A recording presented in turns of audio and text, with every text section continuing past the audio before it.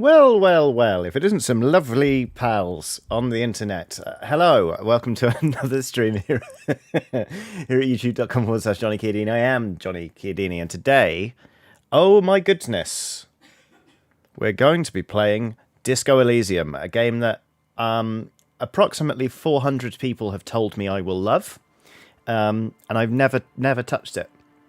I was going to wait for the Switch version to come out, and I cracked today. I was like, what should I stream? What should I stream? And I thought, do it. Just do Disco Elysium. So yeah, we got a super chat that came in long before the stream started, which is nice.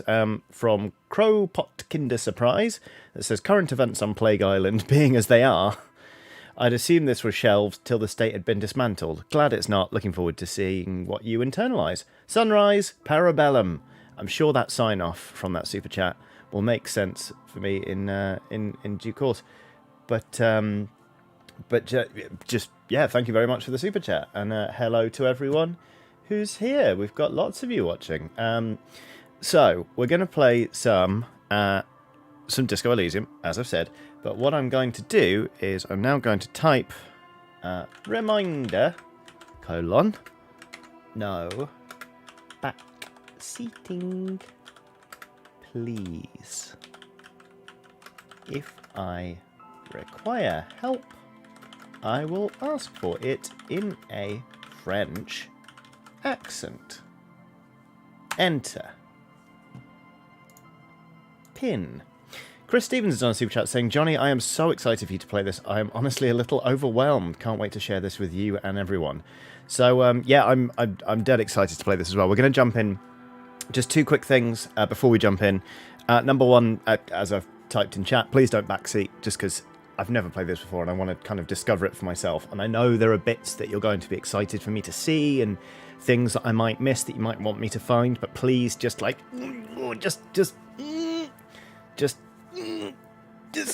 keep it to yourself if you can. Titan Uranus has done a super chat saying we can resist anything except temptation, so that's a good start.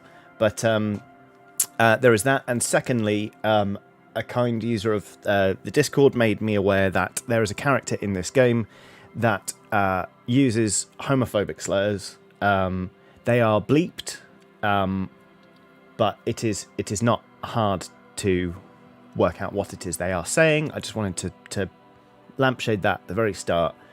There is some strong language from this, and adjust your sets accordingly, I guess, is what I'm trying to say here. Right, so there we go. That's all of the preliminary stuff out of the way. I'm now going to click New Game. Oh, hello. Select Archetype. Thinker, extremely intelligent, very bad with people, knows interesting facts, comes up with original ideas. Sensitive, very psychological, a magnetic personality, but unstable, brackets, may begin to lose his mind. Physical, extremely physical, interacts with the world through his body, gets things done, but dumb as a rock. Okay. But you can also create your own character. Intriguing. So, we've got 4 stats here. I'm assuming that's intelligence. Oh, here we go. Alright, you've got intellect, your capacity to reason. Psyche, your power to influence yourself and others. Physique, how well your body is built. And motorics, how well you move your body. I love this already. This is great. I'm tempted to choose my own, but I think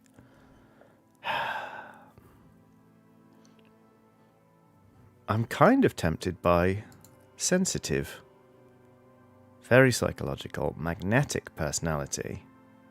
Oh, but quite stupid. This is hard already.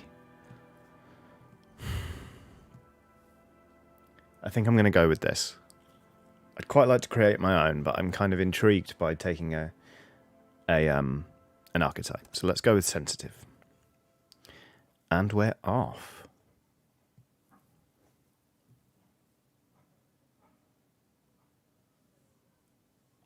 The Furies are at home in the mirror. It is their address. Even the clearest water, if deep enough, can drown. R.S. Thomas.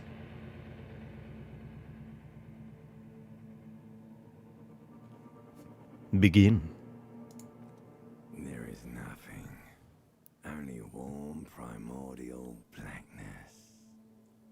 Your conscious ferments in it, no larger than a single grain of malt. You don't have to do anything anymore. Ooh. Thanks, ancient reptilian brain. Can you hear that all right, by the way? Ever. Oh. Never, ever. Never, ever, ever? Forever, ever, forever, ever? Ryan Leftley has done a super chat saying, "Hey Johnny, just stopping by with a few dollars for one of my favourite creators. Hope all is well. I'll catch the rest on VOD due to Oz time zone." Yes. Okay, bit louder on the game audio. Can do. Yeah, if you are in Australia, consider sleeping or staying up. It's entirely up to you. Right. Never, ever, ever? Never, ever, ever, baby. Okay. I'm just going to simply keep on non-existing An then. inordinate amount of time passes.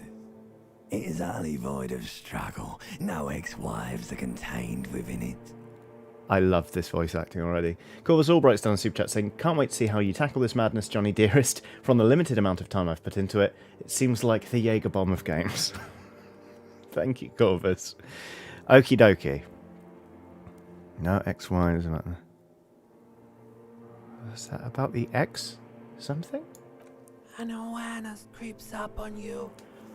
A mass lies hidden in your dead angle, soaking in some lurid acidic sauce. It's bloated and shameful, a ball of meat surrounding you. This is a terrible line of questioning, and it will only lead to more awareness of the meat thing. Good lord. I mean, I think if I become aware enough of the meat thing, I'll wake up, but we'll see. Emily Hill's done a super sticker of a peach, which is, it's very tastefully lit. It looks like a butt, because peaches do. Argan has done a super sticker of a hippopotamus in a yellow shirt pumping its arms while the word hype flashes above its head. And KDM has done a super chat saying, "What a great way to start my day, watching one of my favourite creators play one of my favourite games. Enjoy the ride." Thank you. I'm going to ask the limbic system about the X something. Ex-love, ex-tenderness. It is foolish of you to resurface to the loss. Not after all the damage you've suffered to get here. Some of it irreversible. Stay. Sail with me through the abyss of pelagic zone. Okay, so I can either say, "Allons-y, never let me go," or "No, I want to get off now. I like pain and burning light and wanting things from people who don't want to give them to me." That is kind of the option I want to choose, but I'm not going to turn down an opportunity to say, "Allons-y, never let me go."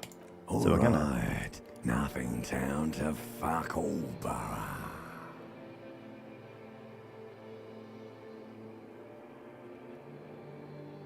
A return trip to the silence, please. Do you want me to upgrade that to a one-way trip, sir? Hang on. Am I going to die if I keep doing this? The song of death is sweet and endless. But what is this? Somewhere in the sore, bloated man meat around you. A sensation. Cripes. Sore, bloated man meat. The nice witch says this is accurate to the internal monologue I have every morning too. Like a fly to the ointment, your conscience sticks to it. The limbed and headed machine of pain and undignified suffering is firing up again.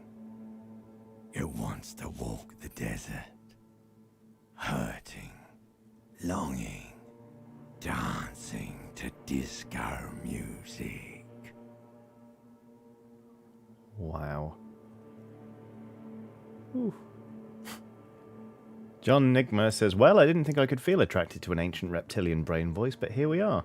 Intriguing. Yeah, this is a lot already. Also, this is exactly how Gollum from The Lord of the Rings sounds in my head.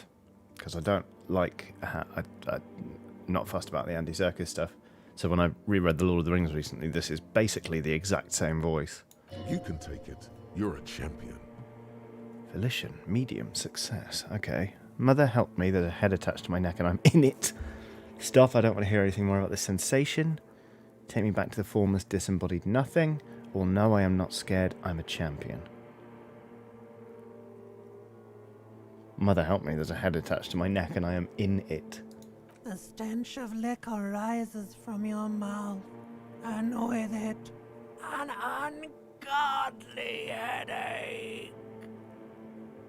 Who am I? What sort of creature does this to their own mouth? We've all had that thought first thing in the A morning. fiery streak penetrates your skull, trying to force your eyes open. It's a sound, a clarion call from hell. I suppose I'll open my eyes then, limbic system. Ooh.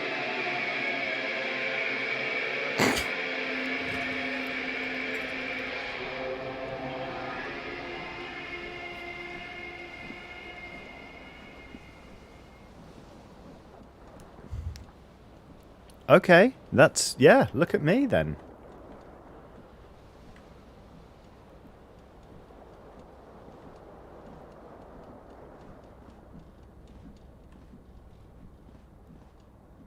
God, this feels painfully accurate, doesn't it? This magnum-sized bottle of Commodore Red is empty. Looks like someone tore out the tape while the song was playing. Ooh, hold tab to highlight. Okay. This reel-to-reel tape player is still on, rolling empty. Trousers. Trousers seem like a good start. Should we do trousers? Yes, take. Okay, item gained. Flare-cut trousers. Carl Booz Bing has done a super chat saying, hi Johnny, first time tuning into this channel. Been following you since the beginning of Dicebreaker. Also love you and the Oxventure crew. Thank you very much, Carl, for the support and the kind words and the super chat. That is very good of you. Okay, we are now wearing these. They give us -1 savoir faire, but +1 electrochemistry because they're tight around the crotch. Okay, alright then. Oh, and are those described as... yes, someone's piss-soaked, cum-stained party pants. Alright then. That's a thing, isn't it? You hear a jingle. Keys are clinking in the pocket of your flare-cut pants. Oh my god. My senses talk to me as well. This is amazing. It says, whirling in rags, on the aluminium keyring. There is a single key on the ring. The number 1 is etched on it. It should open the door. That sounds so unbelievably like my friend Wes. Should we put on a little jacket? Yeah, take that. Disco ass blazer. Looks like someone skinned this blazer off some long extinct disco animal. It has an enigmatic white triangle on the back and the right sleeve. Understood. Alright. Let's see. I mean, we need to get the tie down, really.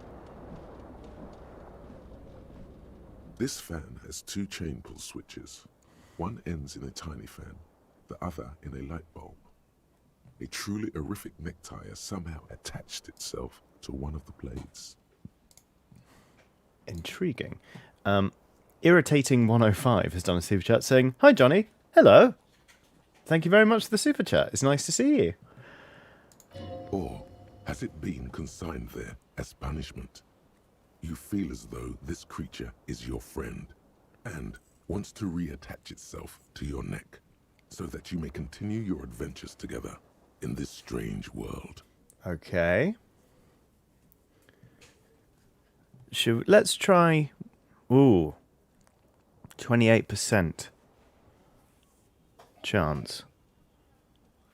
White check. You may retry it. Let's try it. Why not? You reach out to grab the tie. But what's this? Diffuse, radiating chest pain. Doom comes over you. What? This is bad. Feels like sharp stones grinding in your chest and keeping you from moving What? for quite a long time. Am I having a heart Still attack? ongoing. Now is a good time to start worrying. Finally, the pressure recedes. You find yourself covered in cold sweat and trying not to move, hoping it will keep you from dying. The blades come squeaking to a halt. It should be easier to reach the tie now. Okay. You swoop up and catch the tie. Snap. It's released from the blade. Warning, warning, the necktie is no longer contained. What you have in your hand is a fantastically colourful tie with 4 or 5 different patterns. The knot reminds me of a noose. Fantastic. Well, I nearly died putting a tie on. Game of the year. Easily. See bottles in the bathtub. Wine, beer and sweet liqueurs. Okie dokie. What else can we interact with? Let's have a look at this. Is this a shirt? Yes. White satin shirt. Oh. Well, well, well. What does it say about this? This white satin shirt used to be fancy. It used to really catch the light. Now it smells like someone took a piss in the armpits. But it's +1 to conceptualization because it's a real statement to wear, but -1 to suggestion owing to its unsavory odour. I'm already bowled over by this. Got a couple of super chats to romp through before we continue to bimble around our flat and possibly die. Brian Schoner has done a super chat saying this game is so bloody brilliant on so many levels. I'm delighted to see you playing it for the first time. Thank you. I can't believe it took me this long. I'm glad I waited for voice acting, though. It really adds to it. And Pipestar57 has done a super chat saying, welcome to the madness. Looking forward to more Dishonored 2 from you as well. At home, exhausted with long COVID, and your streams make things better. I'm so sorry to hear it, Pipestars. That is rough. I know a few people who have got long COVID symptoms, and it's just horrible, and it feels like people aren't really paying enough attention to it. So hopefully research is going to continue apace, and that can get sorted, because it sounds rubbish. Let's see. A mirror hangs above a bent and broken sink. In a fierce discharge of masculine energy, someone has ripped half the faucet off. Oh. Hot water sprays from the base, and steam covers the mirror. You cannot see yourself. Just the outline of a man. Suddenly, you realize you have no memory of the face that awaits you there, underneath the soft vapor. Really? Nothing? Really, all recollection of the person you are, the people in your life, and even the world you're in has drowned in a sea of blood alcohol. This was no mere night of drinking. It was a deluge of world-ending proportions. Okay. Should probably reacquaint ourselves with our own face, then. As you slowly reach your Don't die. towards the surface of the mirror. Abort. You clearly have not thought this through. You won't like what you see there, and you will never unbecome it. All right, Inland Empire. Maybe I should touch my face first to make sure there's nothing wrong with it. Yeah, there is definitely something wrong with it. What? What's wrong? Where to even begin? There is the bloatedness, then the swollenness. It's like there's an upholstery of alcohol underneath your skin. I'm just going to wipe the mirror now. Behold.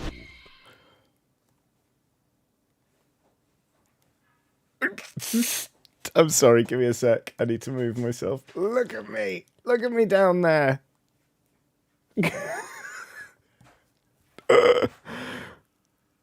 You have no idea who this thing is, do you? Dear Lord, help me. What is this? Whatever it is, at least it's dead now. There's clearly rigor mortis on your face. Oh wait, is that an expression? Are you trying to make an expression with that face? Cyborg Penguin has done a super chat saying, hello, can't stick around because I've got to head to work, but I'll leave you with this. What do you call a magical dog? A labracadabrador. It's very good. The face is making it itself. Please stop. It's horrible. You're scaring yourself. No. Keep making You the can't, face. Can you? It's like it's not even voluntary anymore. You have worn that grin into your face, and now it won't come off. Yay! What does it even mean? What is the emotion you're trying to convey? Let's see. Superstardom. God, I don't know. It's indescribable. I think it's supposed to look suggestive. I'm afraid it's meant for the ladies. I'm insinuating that I'm vaguely sympathetic. I think I'm sort of pulling it off too in a sad has-been kind of way. There is some charm to it. Or it's an expression of pain. Absolutely, I think I'm insinuating I'm vaguely sympathetic in a sad has-been kind of way. There might have been 10 years ago. It's little more than a cadaverous spasm now. Oh, wow. Okay, so I could dig deep into my mind to locate the source of the expression. I have a 3% chance rate. Or I can attempt to stop the expression from happening with electrochemistry. That's a 3% success rate. Let's just leave the mirror alone. For now. Okie dokie. Is that a blind? Oh, that's the front door. Okay. Oh, buddy, look at us go. No, that's not the front door. That must be the front door. But there's also a mirror, well, a window here. The window stands broken in its frame. Cold wind blows in. Let's assess the damage. Let's try anyway. 42% chance. The shards faced outward. Whatever broke this window came from the inside. Oh, that's very cool, that. Did I break it? A fine web of scarring covers the back of your right hand, but none of it is recent. What did it then? More likely a projectile than a held object. Uh-huh. There are no fragments on the floor from pulling a tool back in after impact. Let's assess the size of the impact. It is too large for a bullet, yet too small for a piece of furniture. You're looking for something heavy and larger than your fist. Or whatever it is out the window now. I'm assuming it's an ashtray. Like the green shoes on the hat rack in the corner, which, coincidentally, is missing its friend. Ah, very smart visual calculus. Very smart indeed. Congratulations. You smashed the window with your own shoe. Now you only have one. If you're lucky, you can still find the other on the balcony outside. The door to it should be outside your room. I should go and get that shoe, shouldn't I? Josephine of Undeadburg, for Halloween, has done a super sticker of Shiba Inu kind of raising its paws, grinning, and tilting its head. Like, thank you very much, Josephine. A cool wind gushes in. Your toes curl up from the cold. Yes, 5 XP. We've realised we need our chew. Alright. Yep, sure enough, that's a shoe. What is this, though? Is this a door? I want to see. I hope we don't lollop around hungover like this throughout the whole game.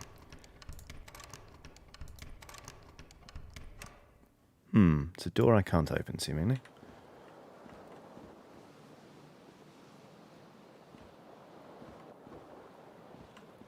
Come here, shoe.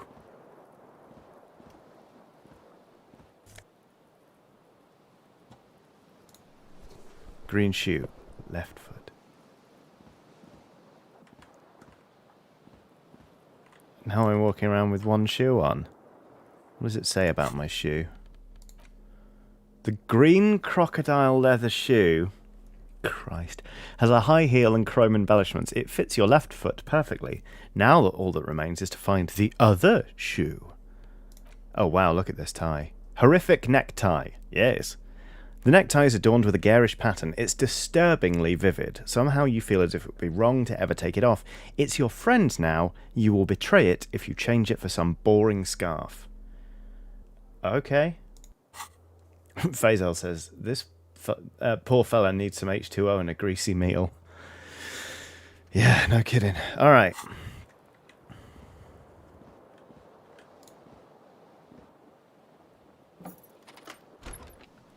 All right, everyone, we've left the room. We're off. Oh, hello. Let's see. The door to the balcony? There's something on the table.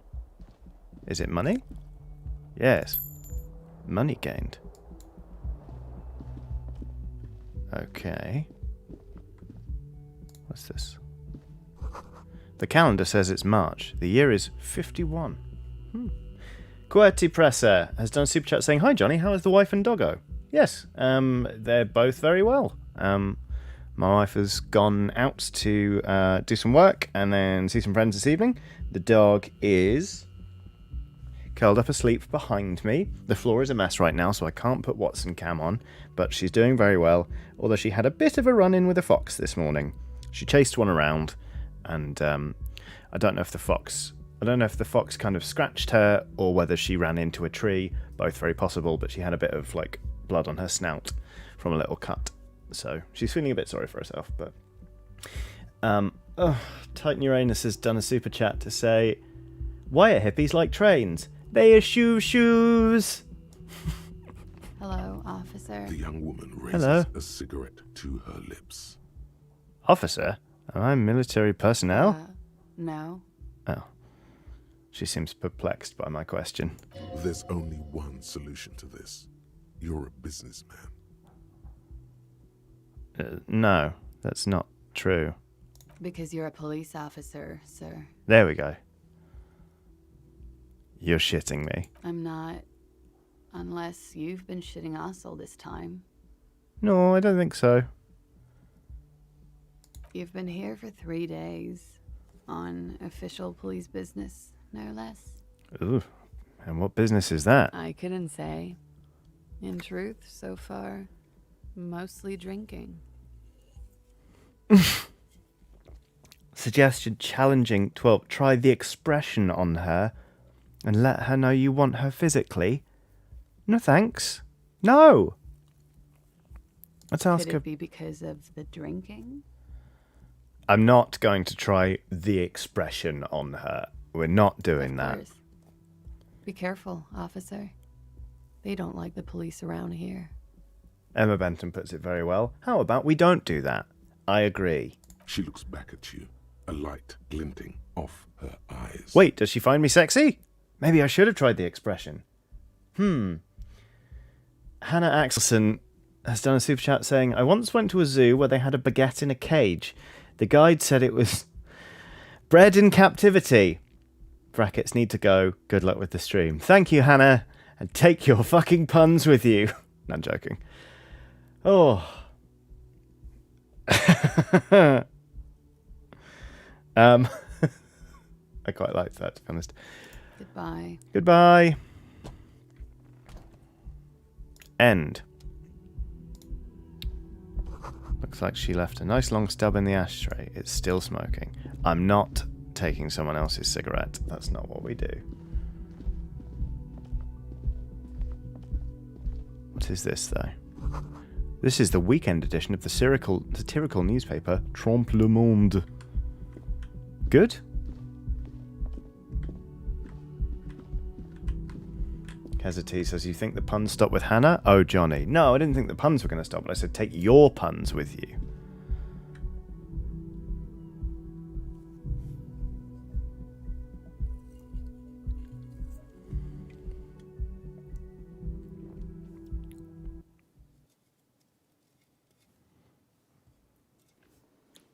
Oh. Okay. Gosh. This is ponderous, isn't it? This is a lot to go get a shoe. What's this? The speaker is connected to the radio. The music is seasoned with static. This is some sort of microphone. A big old karaoke mic, just waiting for someone to sing into it. This is where the lyrics would be. Shall be if I get my way. The menu has been wiped clean. Only the word Monday is written on it. Right, what's this purple thing about? You should totally sing karaoke here. The first chance you get. Your emotions need to be expressed. People need to know your vast oceanic soul. My soul's cubic content is obscured by the hangover, definitely. Of course. At this point, precise measurements of your soul can only be performed from the outside. It needs to be heard. Oh, wow. Through a PA system, by other people. This is so well written. I really Whether they like it. or not. Ram it up their ears, says your adrenaline gland. Violently express yourself. Let's finish that thought. Christ. Okay. Door to the balcony. Door to the balcony. What is this? What is that? Royal pinball machine. Bit of fun. Mess hall reserved for union members. Doors open at 4 o'clock. Who this? A Kim bespectacled man in Kitsuragi. an orange bomber jacket is tapping his foot on the floor. Interesting. Looks like he's waiting for someone. You. Uh-oh. Alright, Kim. Let's have a chat. As you approach, he narrows his eyes and extends his hand in greeting. Hello.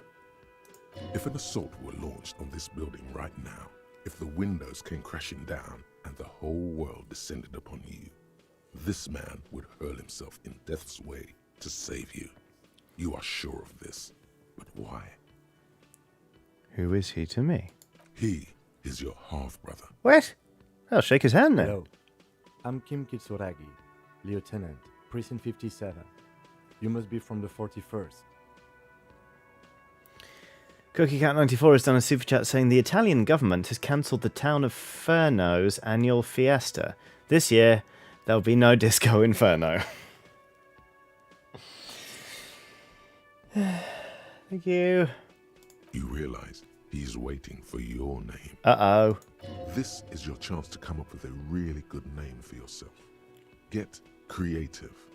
Conceptualize. 28% chance that we can actually get this right, but I'm definitely trying it. Concentration makes you squint your eyes. Your name should be deep gold and orange, like a forest fire looming on the horizon, but mixed with the stench of liquor rising from your breath. You're 2 steps closer to it, but there are still many to go. Oh, come on. It is not yet time. Okay then.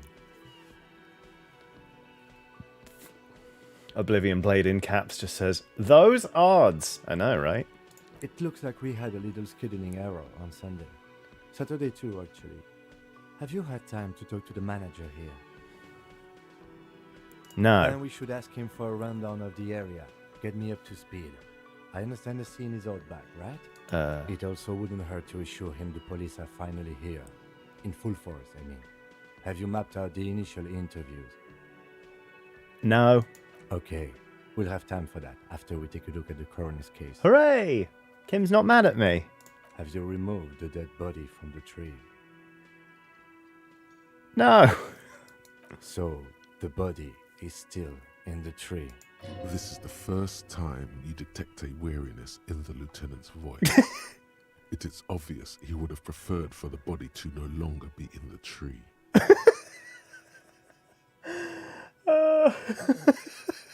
Where it has been hanging for 7 days straight. We should go there as soon as we are done talking to the owner.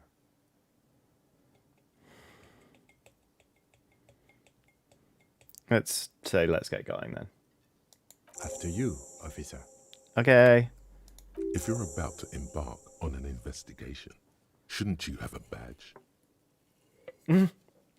Let's check our You pockets. mean you don't have a badge? M Lux has done a super chat saying my partner has just started getting into D&D/Oxventure. I asked who his fave player was, and he said Johnny. Thanks for being a legend. Yes, please. Thank you. I'll take that. Quite happily. Oh, whoops, I just realised my chat is set to top chat. Let's go on. There we go. That's better. Right. You mean you don't have a badge? I have a badge. I'm a policeman and I have my badge. Sure, why not? Oh, if you didn't have your badge, then that would be very bad. You would need to report it on my shortwave. But since you do have it, we can go straight to the task at hand. Oh no, I shouldn't have. Right, we want the game audio up again, apparently. Oh no. I shouldn't have lied to Kim. Look, Kim, I'm absolutely on it to do this task at hand thing.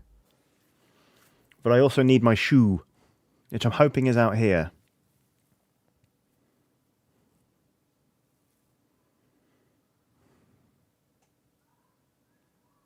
Please?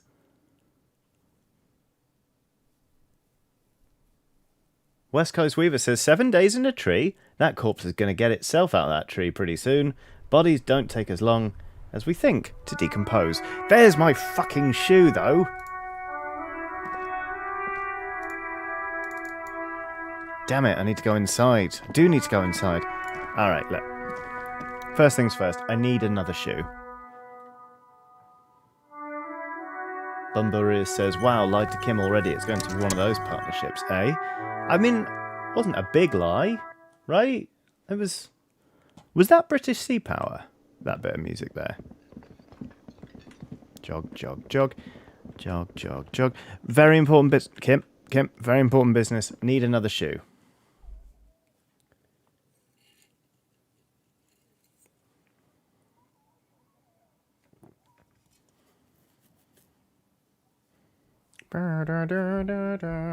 It is British Sea Power. Lovely. I love that album. It's great. There you are, you cheeky little door.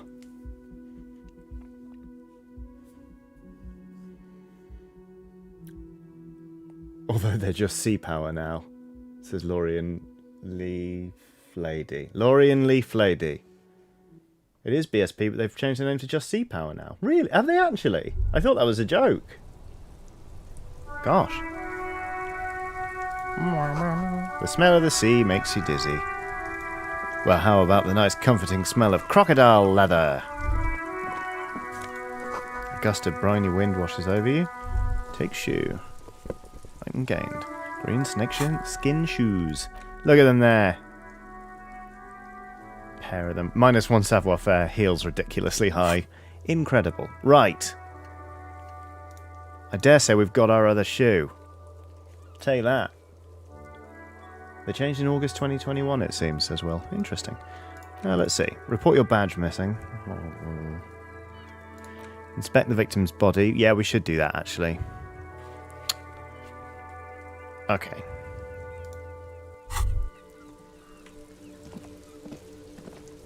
What now? There they both are. 2 identical shoes. Both copiously green and indiscriminately snakeskin. Yes. Reunited on your feet. Wait, these do not look like normal cop shoes. It's pretty clear a normal cop is not what you are. How do they fit? Good. They're balanced. Comfy. Feels like the only good thing about you right now. Oh. Truth be told. Wow. Crikey. Also, Kim looks amazing. Like, that jacket is a really nice cut.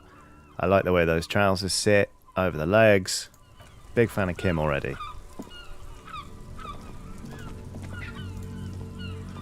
If only this game let you just be Kim and not this disaster piece of a human. Josephine of Undeadberg says, gonna take a nap. Take care, everyone. Might be back later. Take care, Josephine. I hope you have a lovely nap. Will says, honestly, does this game actually gain anything for having put all of its stats through a thesaurus? Ambiance? I don't know. Sensing you're not a big fan, Will. Take that fat, juicy cigarette butt from the tray, light it up, and smoke the living shit out of it. No thanks, electrochemistry. I really don't... Like, don't get me wrong, when I was a smoker, I'd twos with people, or, I'm not proud of it, but one time I picked up a cigarette someone dropped. But the way that was described was hideous. Hideous. Absolutely horrible.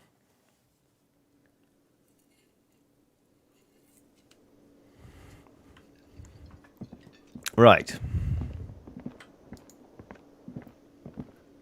Jareth14 has done a super chat saying bonus cash for Slipknot reference. Thank you kindly.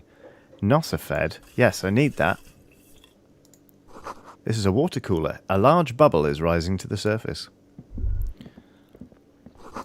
The door is bolted. Kitchen reserved for personnel until 1300. Soft purr and electric juicer comes from the kitchen. Someone's working. Okay. Who is this? We didn't speak to you earlier. Hello. Lena, the cryptozoologist's Hello, wife. sweetie. Hello, Lena. Wait, who's Sweetie?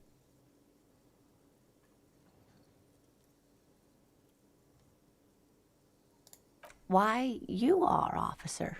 Maybe I am? And have you found anyone to be sweet to? I don't really want to talk about that right now. I'm sorry if I was being overly familiar. No. I know we've only just met. You must forgive me. I'm getting so scatterbrained. I completely forgot to introduce myself.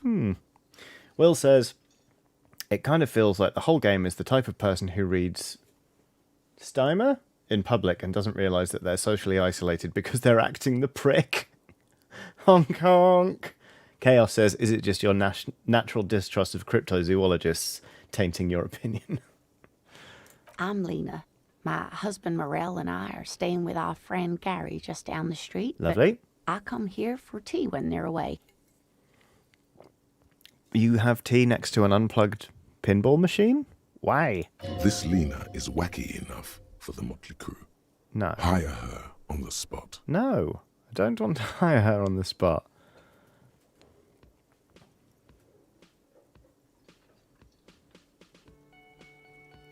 I've got to get going. Of course, dear. Good luck with your case.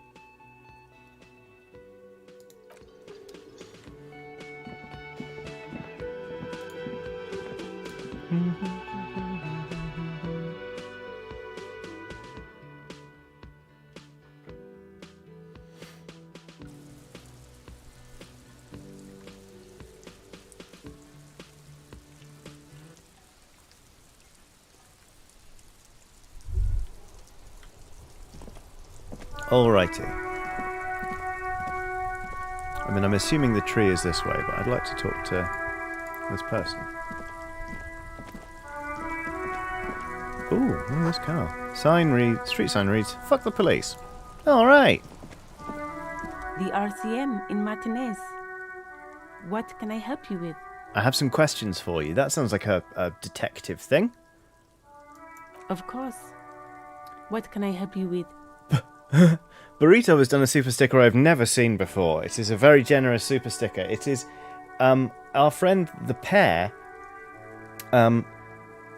grown to a city-size proportion, like towering over a bunch of buildings and waving 2 yellow flags in its hands, stomping around in circles and grinning maniacally while fireworks go off. But it seems to be having a great time while potentially wrecking a city, like it's Godzilla or something. And Loki Akai has done a super chat saying, brackets visual calculus, you see you've installed your beer garden slate walkway with style and aplomb. Absolutely outstanding. Who are you exactly? We need directions. Of course. I'm looking for a dead body. Where am I? What do you mean? Yes, sir. District of Martinez. Okay. This intersection is called Roundabout North. Okay. He knows where we are. He just wants directions. The lieutenant seems uncomfortable with the level of disorientation you are displaying. That's all for now. No problem. I don't really want to ask the gardener who they are. Of course. Okay. I won't hold you back. She wipes her brow with a canary yellow Klaus, glove. you get the feeling that you need them. You have a dead body to deal with after all. Yeah. Sure. Keep them. I have another pair. Yay! She hands you the rubber gloves with no visible annoyance. All around you, rain falls on the great city of Rivershaw. Rain drips from the eaves and floods the gutters, washing the filth away. All right. The spring thaw must be here. The snow is melting. What am I doing? Looking up at the sky, cold water dripping from your hair. What do I see? Grey sky like great battleships, clouds colliding with one another. Rain falls down on the world. How does it feel? Your shirt sticks to your chest. The shoulders of your disco blazer grow heavy. The cold finds its way in under your skin. You shiver, and the city shivers with you. Crikey. You're not dressed for this weather. You should get an overcoat or a patrol cloak. This rain will not let up anytime soon. You should get a raincoat. There's a freight to the east. They sell them there. All right, thank you, Kim.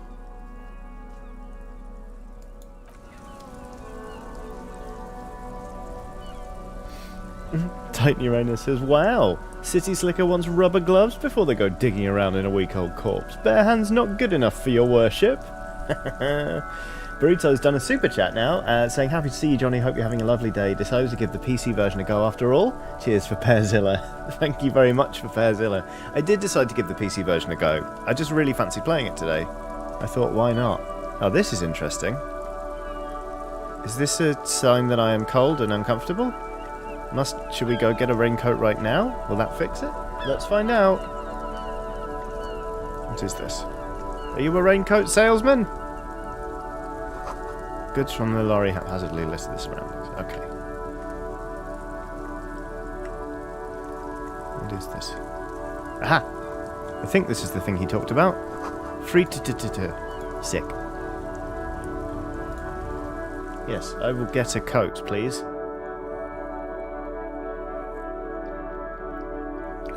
I can see how people might bounce off this, especially since it is quite slow paced at the start, and it is very verbose, and it is very difficult to see that as not just like a deliberate sort of like effect. Yellow roses, dozens of them, tulips too, but so far I am having a nice time. A melancholy pop song plays on the radio. Welcome to Frit. Feel free to look around or something. Everything is out on the shelves. Okay. What's that magazine she's reading? What magazine are you reading? You mean this? She looks at the cover, boasting a colourful photo of two girls kissing. This is Pop Stars. It's got, like, famous people in it. It's not for sale. Okay, thank you, Freet Clerk. A pom-pom has done a super chat of a lemon and a little lime. Little anthropomorphized citrus fruits. They're both holding little trumpets, and they're going doot, doot, doot, while sort of marching along down the road. So there we go. Looks like it also has something called Police de la Mode, featured on page 34. This speaks to you. Forgettable about all that. What is this fashion police feature? It's where they rate different outfits famous people wear. It's kind of funny. They're kind of mean. It's about who's the most stylish. RV Dammit has done a super chat saying, paints? Hi RV Dammit, I have ordered the paints, but I have had an email saying that they are currently delayed. They're waiting for the white to arrive and one of the other ones I ordered, which is a sort of brown. So I'm very, very much looking forward to receiving them. I just don't know. It might be another week, maybe. Right.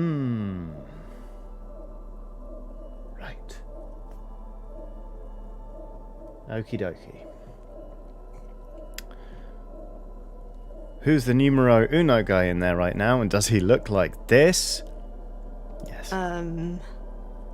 No, I don't think so. That's fair, Freet Clerk. We are not the fashion police. We're the real police. Yes. Okay. I'm not really supposed to be chatting to anyone, but... I am the police. Please tell me about the dead body. I don't really know anything. I mean, I know it's there, but I haven't seen it, so... Alright, thank you. Uh-huh. Leave. Can we buy coat? The tear machine stands in the corner. A sign says, 1 bottle equals 10 cents. Oh, that's the tear machine. Yes, but what is it? It's a machine for tear. You know, you find tear outside, like bottles or whatever, and put it in the machine, then it gives you money. Oh. You need a bag, I guess. We used to have some, but we gave them all out, so... Okay. Jim Haney says, I've seen less flavour text in dating sims. Feel free to use it if you find a bag, though. I'm sure there are some out there. Somewhere. Okay. Thank you. I could have sworn the lieutenant told me I could buy a coat. Lieutenant? Yes? Nothing. I want a coat. Is this a coat? You see several packaged raincoats fill a low shelf beneath a display of croissants and juice bottles. The raincoats are transparent, except for the big Fritta slogan on the back. I can't buy that. What's that? What is what? It's a raincoat. Can I have it? If you want to buy one, then it's only 4 real. I can't afford it. I have only 1/100th of the... A tenth of the money. Spooky Socialist is on a super chat saying, "Hello Johnny, hope all's well. Disco is such a treat, I'm so glad you're giving it a go. Running the stream back to watch from the beginning, so hello to feature me as well. Have fun. Farewell for now, Spooky Socialist, and also if you're hearing this, hello again, Spooky Socialist. Welcome back. Not that you really went anywhere, but you know what I mean." Yeah. Angel Beat says, "Fritte, any relation to Jättelag?"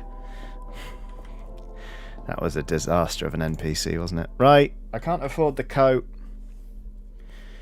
Ugh. Maybe we can find some tear and earn money.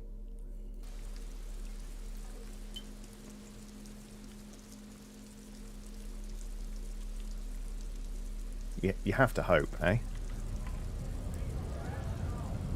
Okay, let's not get too distracted.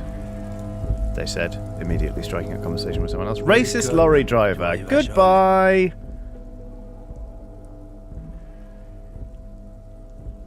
Why are you addressing my partner like that? Don't you welcome to Revacholmi. My grandfather came here from a 3,000-year-old racist isolationist culture, while your ancestors came to this island a mere 300 years ago. Every school of thought and government has failed in the city, but I love it nonetheless.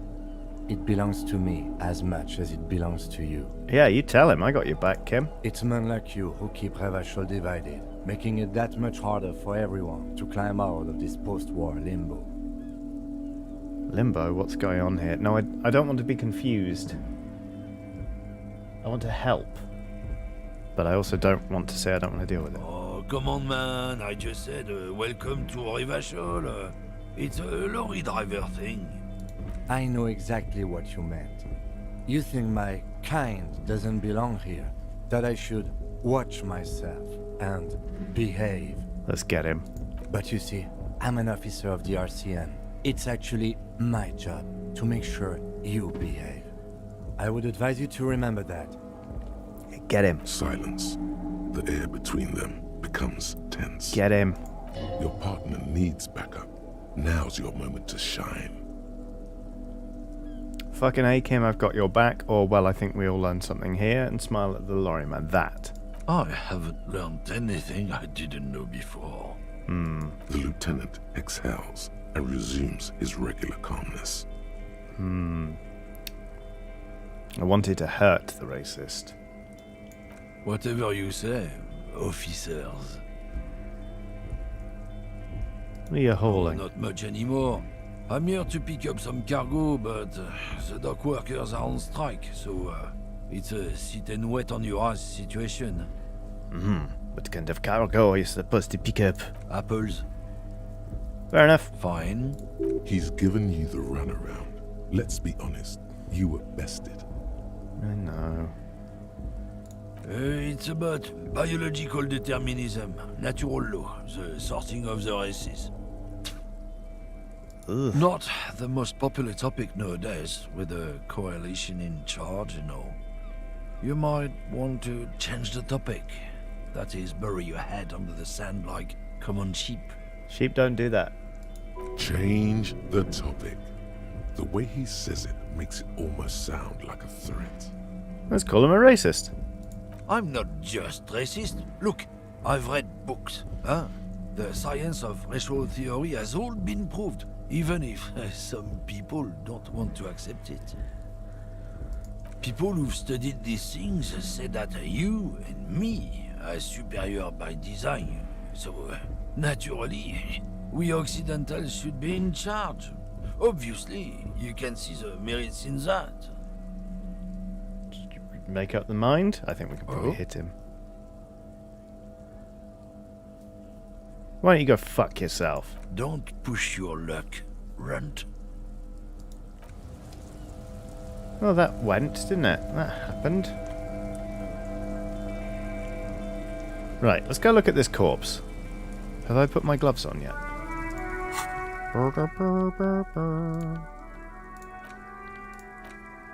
Thick latex gardening gloves in classic canary yellow. Maybe you should retire. Taking up gardening as a hobby? It's worth the thought. Oh yeah, look at us now. Let's investigate this wheelbarrow. That's a nice warm-up to a corpse cemetery. A heap of snow melts in this wheelbarrow. Alright, let's do this. A bean? God, I'm sorry, I'm very easily distracted right now. There are bottles inside. You could pick them up if you had a bag. One day I will buy you raincoat. Rue de Saint-Ghislaine. 8B. Let's go see a body in a tree. Fuck off, kid. Whoa, okay. Smells like spoiled meat and curdled dairy a human being composes. This kid's ladder is rickety but still climbable. Yikes. Someone is trying to grow herbs in this greenhouse.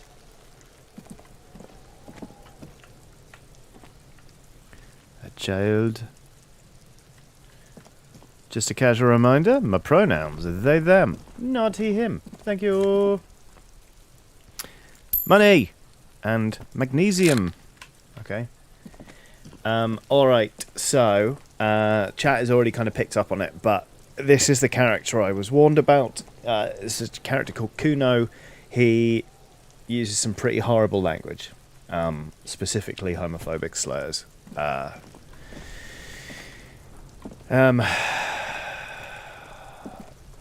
And I'd like to avoid this entirely, to be honest with you, but it doesn't seem like... This trash container is locked.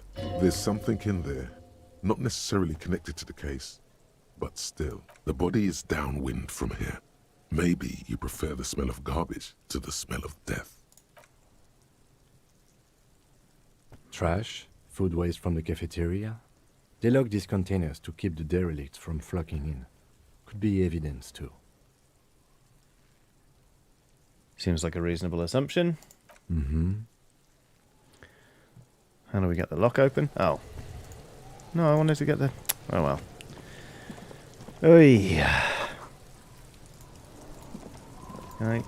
Can we have a look at this again? This trash container. We could try using a pry bar. Or we could ask for a key from the manager of the Whirling in Rags. He probably has one. Nice. Alright, so...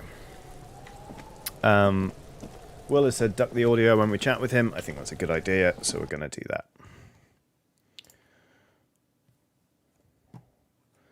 Cuno's got this. The boy throwing rocks at the dead body can't be older than 12. Kid, a word. Children are ignoring me.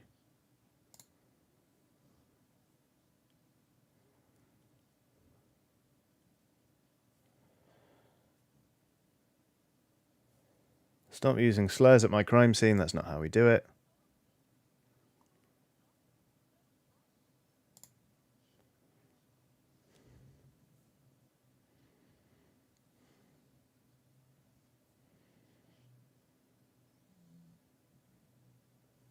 Juicy what now?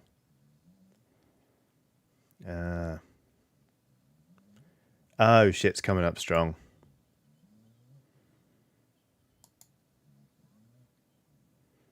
Ugh, this kid is high as balls.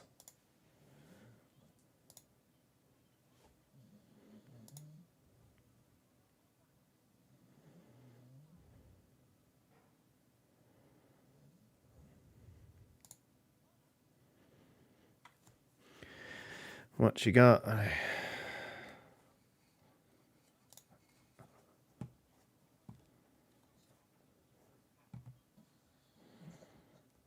The lad of yours? Ugh.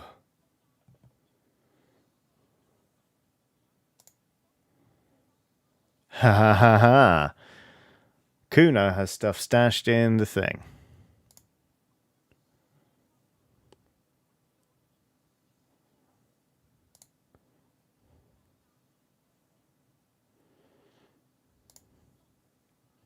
Bob has done a super chat saying, "Hey Johnny, got my dancing shoes on. Let's disco." Sorry to everyone who isn't keeping up with the reading.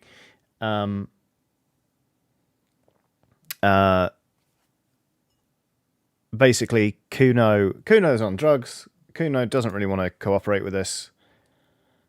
I'm asking Cuno about the body. He says he knows a lot about the body.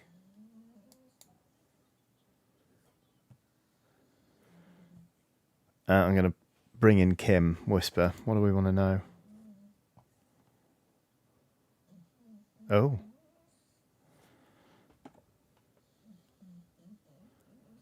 Okay. Wilson, you okay, sweet pig? I think the dog was having a weird dream.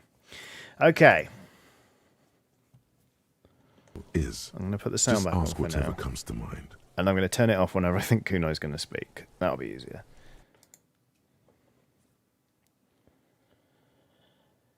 Oh, Kuno's awful. I hate Cuno.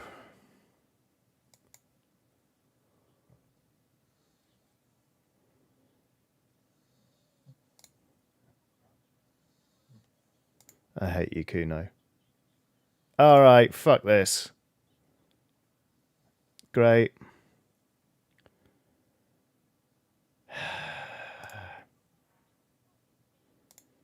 Right, we're not talking to Cuno anymore. Kuno's shit. I want Cuno to fuck off. The corpse looks at you with bulging white eyes. The face around them does not look human. It's swollen and ready to burst. His lips are fish-like and his tongue like a ball gag in his mouth. Some people saying that Cuno is a complex character. Leave poor Cuno alone. Yeah, like I'm sure Cuno is a complex character. It's just difficult when you're trying to stream something and sort of have a nice, entertaining, chill time, and they're throwing out slurs. Like, it is difficult. Like oh, I'm effectively broadcasting these over the internet. You know, like, it's a difficult thing. So I'm not picking on the character. I'm just a bit like, ha. I want to get that interaction out of the way as soon as possible, so we don't just keep repeating that word. You seem to be holding your breath. Look down. A cargo belt twists his neck at an unnatural angle. The body below appears stiff. It's letting out an ungodly rot. The smell seeps in, even through your clenched nostrils. God, what is that? Why is it so bad? Active decay. It's okay to throw up, officer. No one is judging.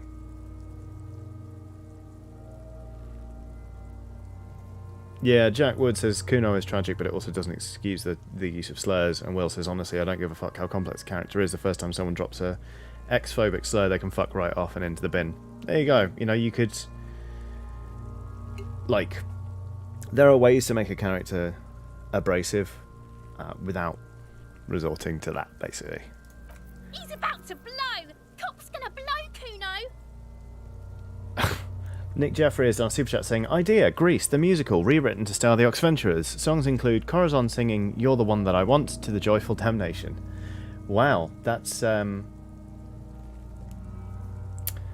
choice, definitely. Okay. We can try not to throw up. Let's try not to throw up. 17% chance. The smell is repulsive.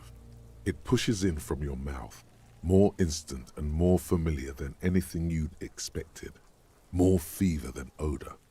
It fills your mind, flushing you from within. Try to walk away. Cool. And Nick Jeffrey's done another super chat saying, summer nights about Corazon and Dob. Tell me more. Is the gold in the lake? It's impossible to keep in. Tell me more. Tell me more. Your body curls and pushes it out. Was trusting burst Dob by a mistake? burst. All right, chat. I'm gonna step on this now. Like, I don't give a fuck if people are talking about whether or not the actual text is censored or not. Like, we can stop arguing the toss about whether it's okay or not to use slurs. Like, I really don't think we don't need anyone in the chat going to bat for the choice to include that stuff here. Like, we just don't. Like, cut it out. Thank you. Until a pool of vomit lies under your feet and your throat stings from the stomach acid. It's okay. Happens to everyone. Keep it.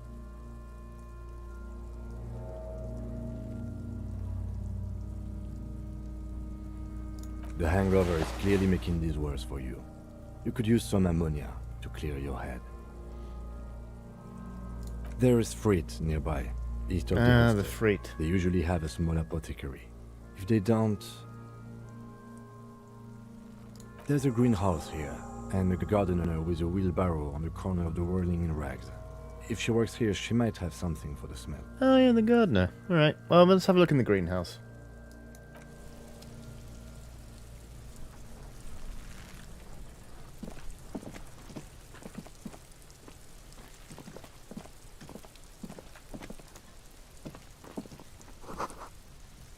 The winch mechanism has been oxidizing for some years. An inconspicuous pile of the roofing material, Eternite.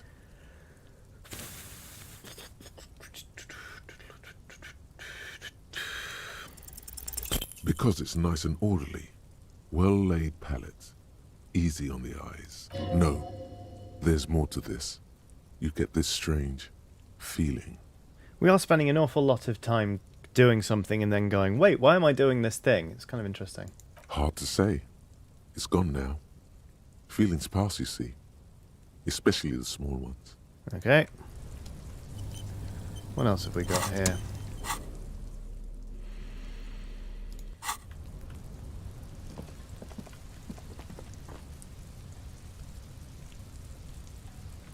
Bob says, how are you liking the game, Johnny? So far I like the mechanics and stuff. Finding it a bit much to chew on right now, if I'm perfectly honest with you. Part of that is because I'm streaming it.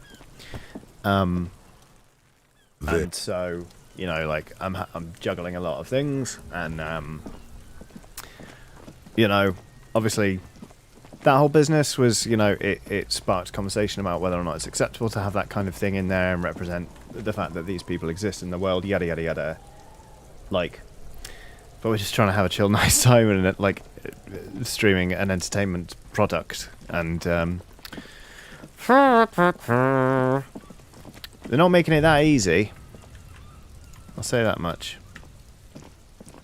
So let's go this way.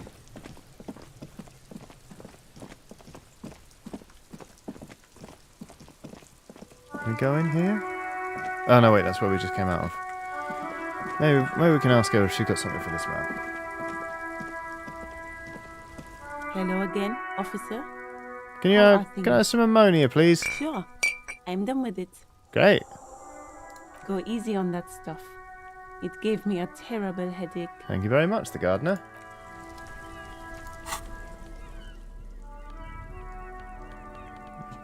Items. Ampule of ammonia.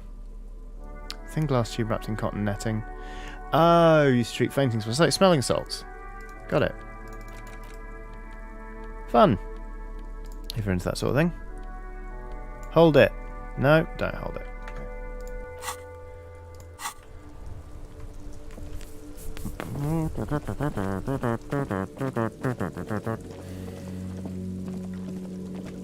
Use it as a hat.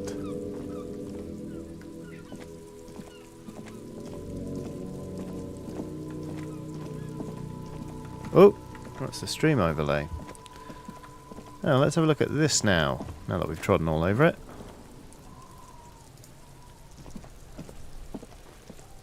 There are several footprints in the mud, left by work boots.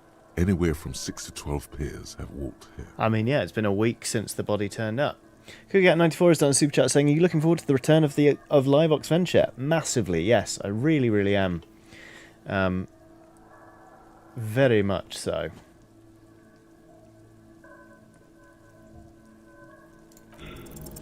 Oh, my morale's gone down. A super detective? You're hungover. These are just dents in the mud. No pattern emerges for the time being. Heavy workers' boots with reinforced toes and hobnails all over the yard.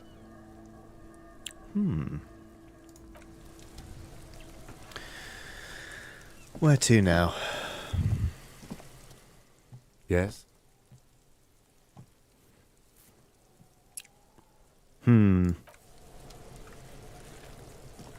With what else can we interact? I do still kind of want to get in here. Well, these kids suck. This trash container. No. Alright, let's have a look at our tasks. Open the trash container. I would like to do that. Oh yeah, the manager, Gart. So we need to go into the whirling in rags.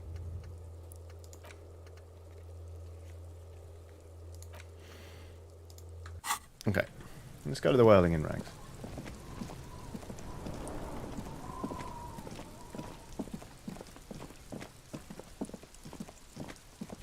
Is this the whirling in rags? An old call box with a matrix of push buttons lists all the companies in the East Delta Commerce Center. Granular, innit?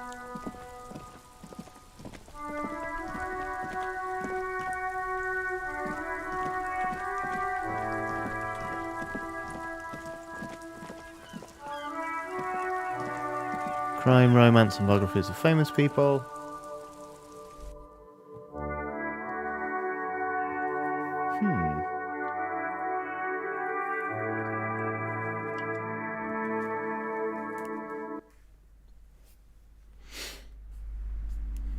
Hello, is this the Whirling in Rags?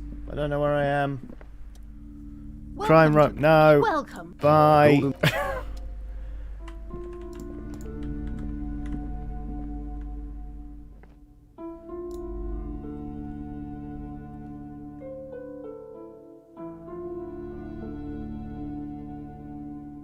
Next to the glove lady. Alright, thanks Deathfish 3000.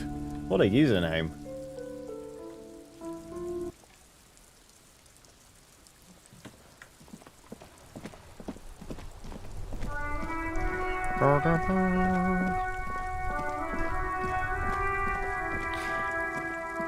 In retrospect, it shouldn't have been hard to find the Whirling in Rags, really, should it? Closed for winter. Please use main entrance. Is this the main entrance?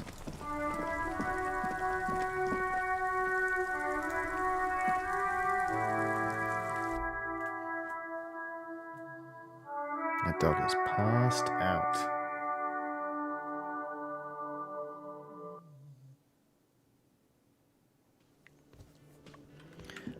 Hello, the manager. Are you the manager? Or are you a bar manager? A cafeteria manager. You'll do. In his late 20s, with a thin, unimpressive beard, notices you approaching. He drops the ledger he was holding and turns to the lieutenant. Could he be irritated with you? He avoids eye contact altogether, like you're not even there. Mr. Gart, right? You run this place. Yes. Yes. I am Kim Kitsuragi from Precinct 57. This is an inter-district investigation, so joining me from Precinct 41... I'm currently in between names. What is golden orange like a forest fire but smells like liquor? Are you kidding me? Right. Now, I know it took us a while to arrive at the scene. It also took you a while to call us and report the dead body. Mm-hmm. It was you who placed the call, yes? No, I only just got here. It was probably Sylvie who called you. She usually works the bar here. I'm only temporarily taking over her duties. Do you have her number? As a matter of fact, I do. Great. You said you just got here. From where? Are you a local? Kim's good. What, of Martinez? No, I live in Jamrock. Jamrock? I only sometimes come here to keep an eye on the place. This is just one of the many, many cafeterias I manage. Alright, we get it. You're a big shot. But you still know your way around, yes? In case we need directions. Yes, I know where some things are, but as I said, I don't live here. I just used to work here. And I'm not going to start working here again, if that's what you think. I'm not trying to hire you, I just want the key to your bin. I didn't imply that. Detective, I have everything. You? Yes, yes. He means, do you have questions for me, like a police officer would? Fuck you. What is your problem with me? Why would I have a problem with you? You're a hero cop. Am I? Or did you ride in, take the body down, solve the murder, and not trash my hostel room? I don't appreciate your tone. Oh, it's not. You're right, it's not. He has no respect for you personally, but this man sees himself as a law-abiding citizen, and you a representative of that law. You're gosh darn right I'm a representative of that law. No, I'm not the bartender. I'm the cafeteria manager. Okay. He's very animated all of a sudden. This is clearly a touchy subject for him. I hope it is. Why did Sylvie go away? She went away because none of your business. Well, God. Extra fine. I don't know who killed him. I'm not the police. That's your job. Did you kill him? What are you, crazy? Of course I didn't kill him. Suddenly you tense up. Blood is being pushed to your muscles. You should hound him on this. Hound him hard. The prey drive says. Yeah, let's ruin his day. Did you kill him, Gart? No, I didn't. You can tell me, Gart. You killed him, I right? didn't. I don't appreciate this. What is this? Why did you have to kill him? Do I have to answer him? Is this mandatory?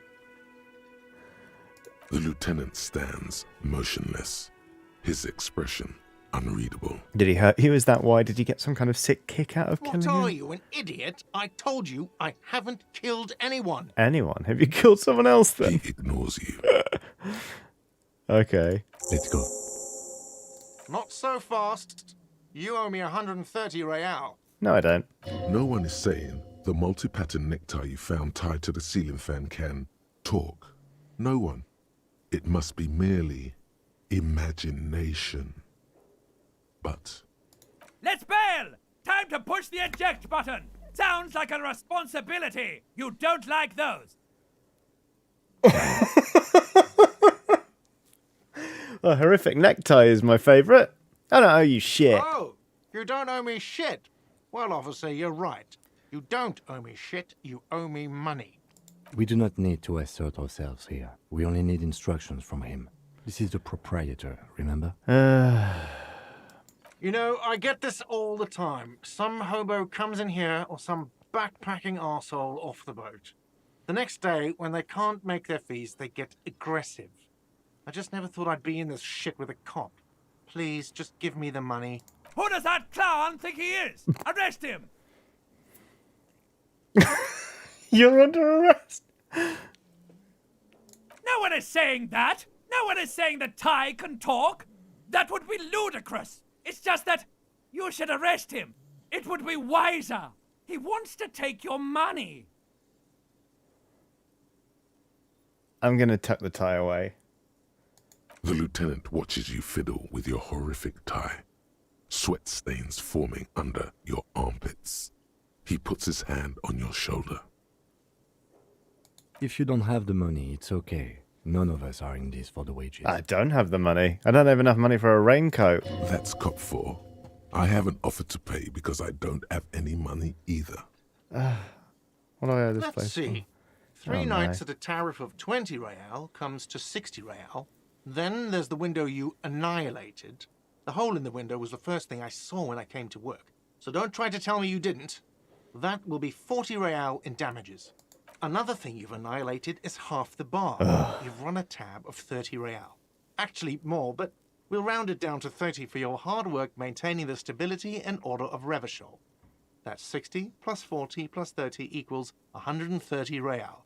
And yes, real is still money. But what exactly is money? What are you, brain damaged? Actually, I might be. No, I'm just getting my bearings. Yes, please. Money is what grown-up people use to pay for things. Understood. Things like this hostel room or 8 bottles of potent blend and 9 packs of Royal Extra. We use it for everything, really. Proceed, but don't show him the coins. They're yours. There's a shuffle of nylon as Lieutenant Kitsuragi looks for something in the pockets of his orange bomber. I'm sorry, but he has to pay. I can't let him stay here any longer if he doesn't. If he doesn't have the money by tonight, then... All right. Fine. Officer, maybe you're better off working this from home for now. You live in Jamrock, right? It's not that far away. I'll see what I can do. I'm sorry I couldn't help more. That's okay. You should take this up with your station. I have a shortwave radio in my car, okay? We have to get this investigation started now. Yes. Good luck. Task gained. Pay for damages. Man. By the way, where is home? The address is coming up blank, and this place sure isn't it. Do I even have one?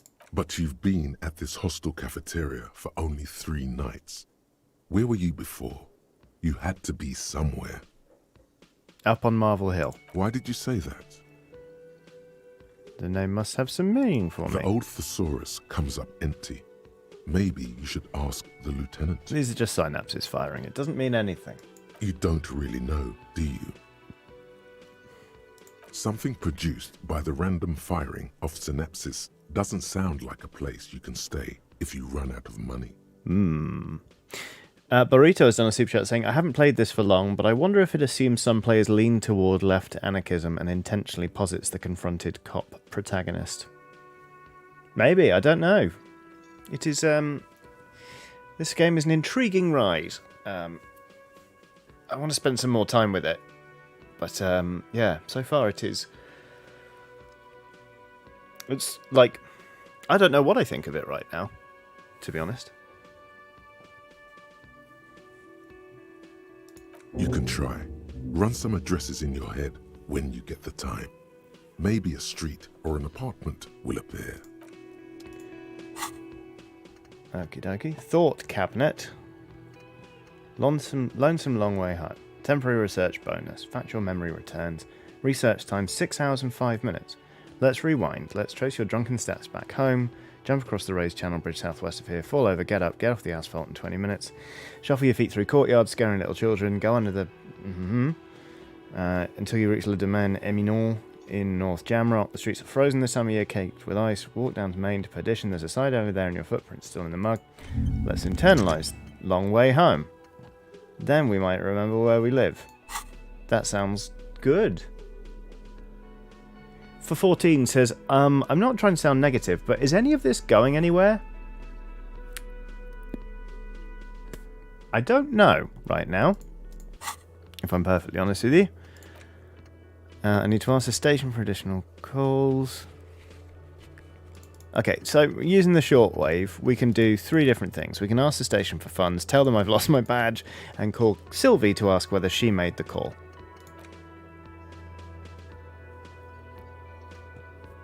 And we can get the pry bar, because I'm not talking to Gart again to try and get the bloody thing. Or maybe I am. Maybe I can try it now. Can I try it? Can I help you? Is the trash container out back yours? Mine? No, it belongs to the Whirling in Rags. Thank you for clearing that up. Hit. Why do you keep the container locked? Why? To keep the hobos and drunks out. That's why. And the neighbors too. They put their trash there and they don't pay for the garbage company. No, they don't.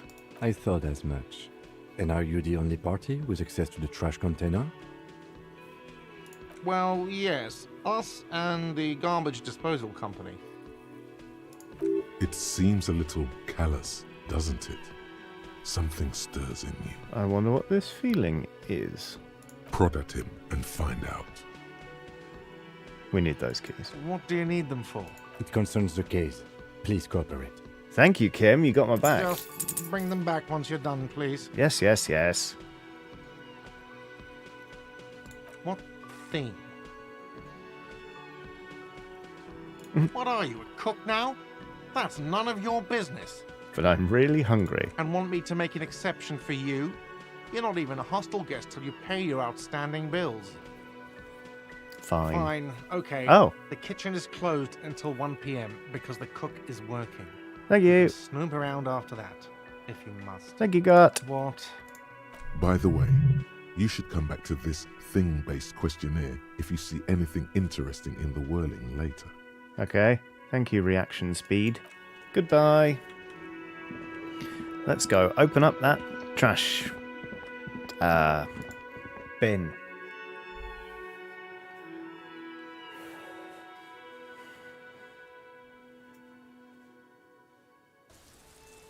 Mabel Teacher says, but I'm really hungry is my go-to explanation. Fair, yeah.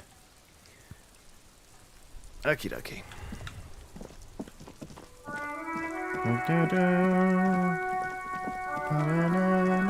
Trumpet. This trash container is locked. The sliding lid has a padlock that says, whirling in rags. Jesus. Robert Griffin's done a super chat saying, hey all, I've had a hard week. My boss said he'd only respect my pronouns if I could trick him into thinking I was not my birth gender. I'm currently taking applications for marriage or adoption. I need to leave this place. That is horrible. I'm so sorry to hear it. That's really, really grim. And I don't... Yeah. I mean, yeah, you are absolutely valid, and do not let that fucking asshole try and convince you otherwise. I mean, that's... I obviously, I don't know where you live, but that sounds like grounds for discrimination, to be perfectly fucking honest. Like, that is horrible, and, you know, obviously it's a massive undertaking for you to take action about this, but you would be well within your rights to. Very sorry to hear it. We're going to open a trash container now, which is very much where I would like to put your boss. With a well-oiled crack, the lock pops open. It should now be possible to simply raise the lid. Don't. Maybe you shouldn't. Didn't I just have a premonition that there's something in there? There is, but you won't like it. Sweat forms on your brow. Your hand is still on the lid. We're still going to open it in Land Empire. The smell of rotten food rises to greet you. You see soggy cartons, dirty rags, and organic waste. My favourite. Continue. We're just in time. This hasn't been emptied for over a week. Look under the boxes of carton. The boxes of carton. Hello. I am the knight of the boxes of carton. You see milk and egg rest with one broken egg in it. Some pasta wrapper. Picking up the soggy packages somehow feels familiar. Interesting. A box falls into pieces in your hands.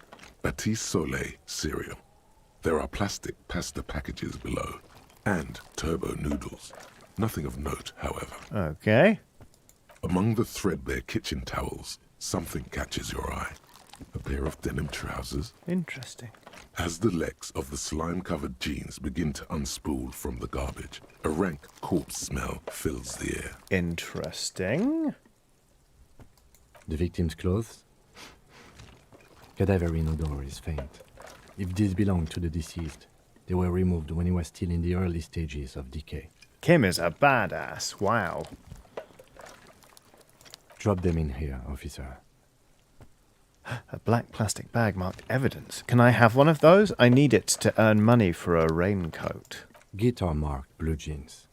Pockets empty or emptied. He wore them with a belt, too. A white belt. The loops appear stretched, but... You're good, Kitsuragi. The belt is missing. That's it. Do you see anything else in there? I have another bag here. Let's see. Something slimy catches your eye. We're going to reach for it. Come on. A drab, long-sleeved shirt, olive-colored, appears from the food waste, dripping with pus. With pus? This is a military type overgarment. No label or serial number. This is the kind of rib-knit shirt that's worn over light armor to conceal it in an urban scenario. Anything more? Bo Furlong has done a super chat saying, greetings from Texas. I'm so happy I found your stream because my anxiety has been through the roof this week, complete with panic attacks, but your voice calms me down. This is just what I needed before my Zoom meeting. I am happy to help, Bo. I'm sorry it's been a bit of a time recently. But yeah, I hope things get a bit easier soon. Excuse me very much. Will says I'm going to go have a shower. Have I feel like saying have fun is the wrong message for this stream. Enjoy. Thanks, Will. Have a nice shower. The rest of the rags are just kitchen variety waste. A yellow old mug that catches your eye. But other than that... All right. We should go to Gart again and ask if he knows who put the clothes in the trash. Mm-hmm. It could be as simple as someone from the hostel cleaning the yard. Or that one. I'd advise against confronting that force. You think someone from the Whirling might have been involved? Maybe? Not really. All we know is the victim's clothes are in the trash, the lid was locked, and his establishment had the key.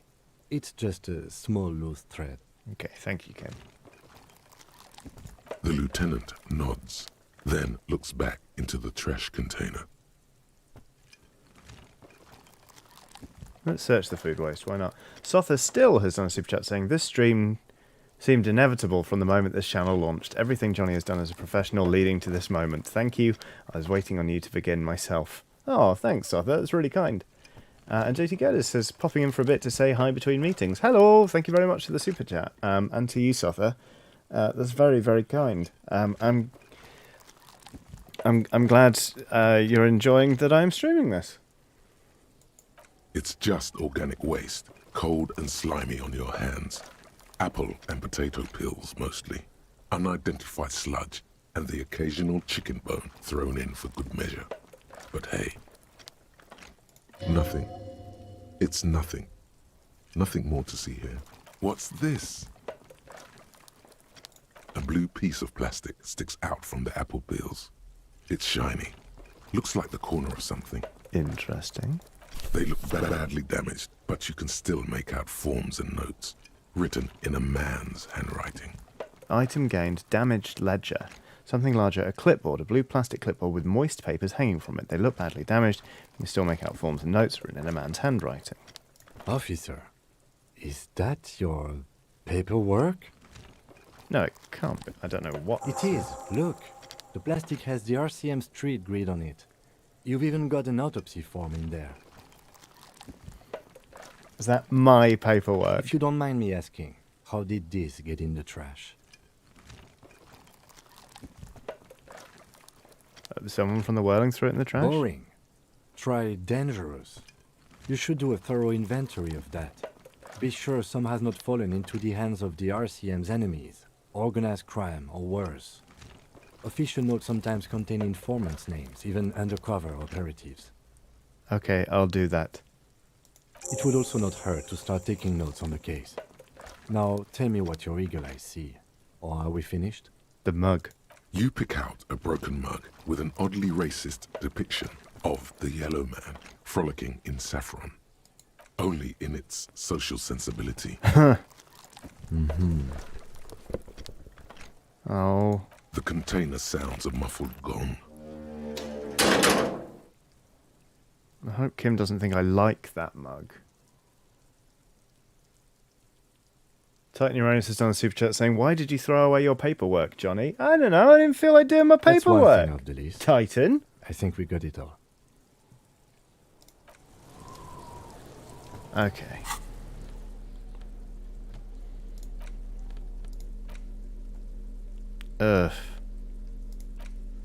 Damaged ledger. Interact. It's the ledger you found in the trash. A pitiful cabbage of white and yellow papers hanging from plastic board, barely held together by a metal clip. This sad display is made complete by the faint smell of urinal cleaner. There's a piece of toilet paper, or is it cleaning tissue? No, it's toilet paper, desperately sticking to the back of the blue plastic clipboard. It's a metaphor for you. Thanks. Thanks so much. Below the pathetics, terror. Do not look into its blue heart. Let's browse the yellow papers. In the back, you see thin, translucent copier paper. Some neon yellow, some bright red, all covered in boxes, like marching armies. These look like official forms, waiting to be filled out. What types of forms are there? 3. The topmost are misconduct fines. The middle ones are station calls. And the bottommost are field autopsy forms. Each is easy enough to make sense of. Let's have a look at field autopsy. A dozen pages of thin copy paper, bright red in color. You see the parameters of a deceased human form waiting to be filled in. Age, sex, condition of internal organs, color of the irises, predation marks, condition of sexual organs. Understood. These are quite sinister in turn. Station they call. give a date and time for the person to appear at the specified precinct police station. Below the call are the criminal charges you risk by not appearing. What about the misconduct fine? A monetary penalization ranging from 20 to 250 real. Severe cases allow for 1,000 real, but that requires special paperwork. The details of issuing these fines are spread out over the rest of the fields. Yes, all that remains now is to fill those forms and hand them to people. Fines for wrongdoers, interview requests for bad guys, and field autopsies to dead guys. All right. What delicious power hid within this pathetic mess. You feel better. Yay! The rest of the stinking cellulose is much worse for wear. Being sandwiched between the board and the rest of the paperwork must have spared the fragile copier paper. They're not exactly white. They're yellowed in patches by sunlight and alcohol, and covered in dense blue handwriting. Ink escapes into watercolor patterns, reaching its tendrils across entire pages. The paper itself is checkered, with faint red lines forming short paragraphs. Intriguing. Once in a while, there's a red stamp that exclaims, "Case files commit to paper." The case files themselves are plenty. You count more than 100 sodden, crumpled up, earmarked pages falling apart in your hands. They appear to be sufficiently organized and extremely dense, if mostly illegible. Interesting. Meanwhile, the chat is scheming. Yoms says, can you make people pay fines to get money in this game? Because that seems like it'd match the tone so far. And Jim Haney says, give the bartender a fine for the amount you owe. Task complete. He's a cafeteria manager, Jim. It's very different to a bartender, as he took pains to point out. Work, strife, poverty, the Jamrock Quarter. These are handwritten logs of investigations dating back to January 51. This year. The exact number is hard to estimate due to missing pages and an odd naming convention. But there are at least 20, maybe 30 cases undertaken, not completed, mind you.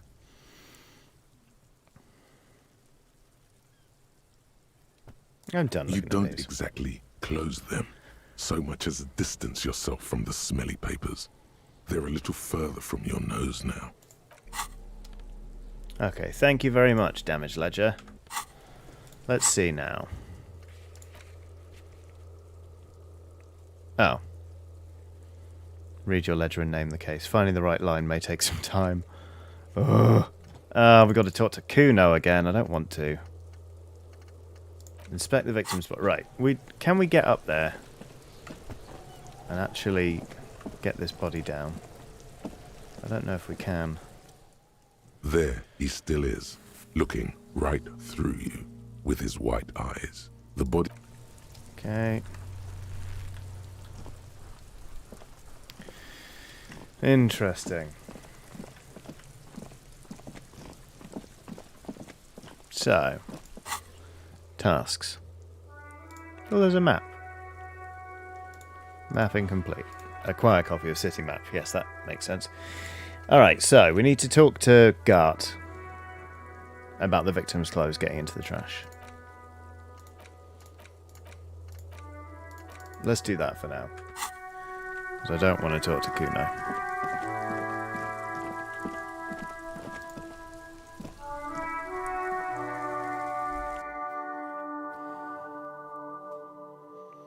Jareth14 says, well, I think the aching of my eyes tells me it's time to crash for the day. Long night of work ahead. Look forward to finishing this. On VOD with a heart emoji. Take care, Jareth. I hope you have a lovely crash for the day. You know what I mean? Be well. I hope you are. All right, you. Let's chat. Can I help you?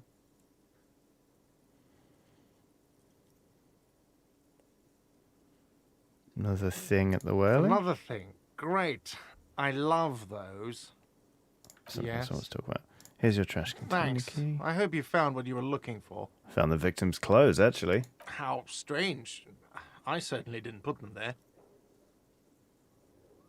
Could someone on your Sylvie staff? had the keys before I got here, and I can vouch for her.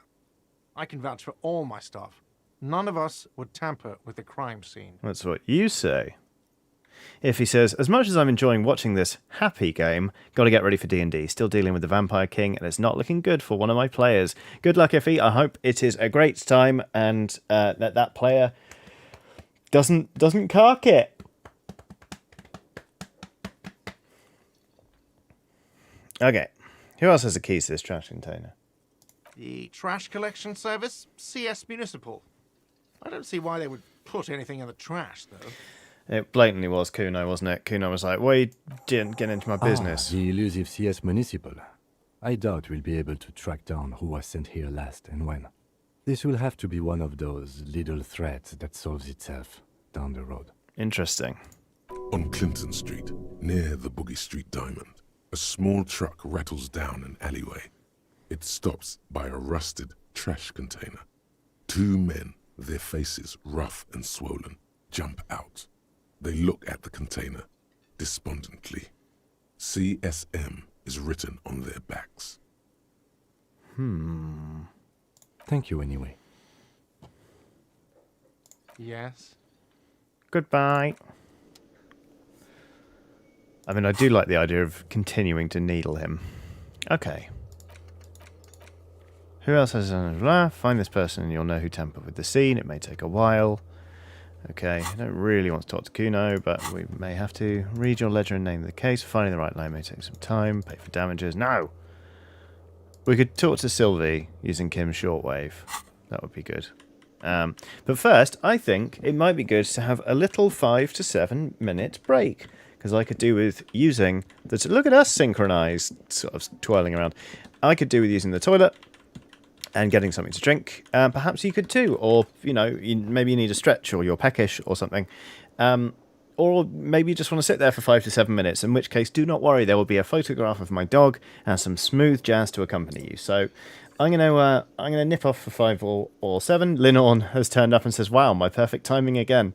Sorry about it, Linorn, but sit tight, and in 5 to 7 minutes, we'll be back and we'll play more Disco Elysium, a game that currently we are playing. I'm going to quick save, pause again, and I'll be right back. Catch you in a little bit.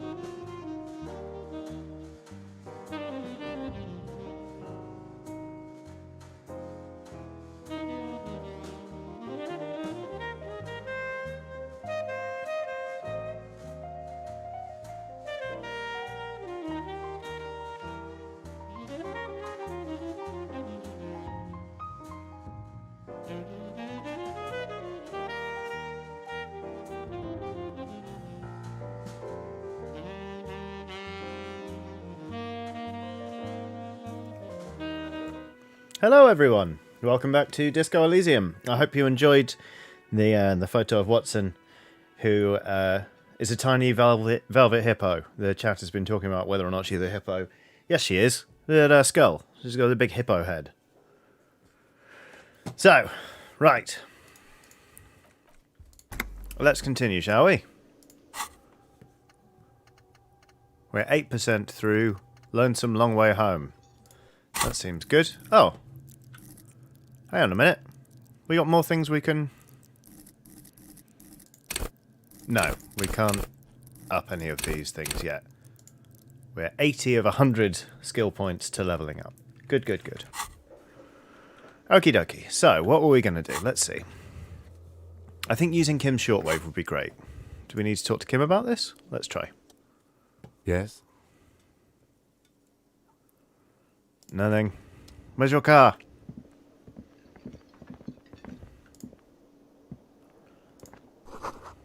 Oh yeah, summer door closed for the winter. I remember now.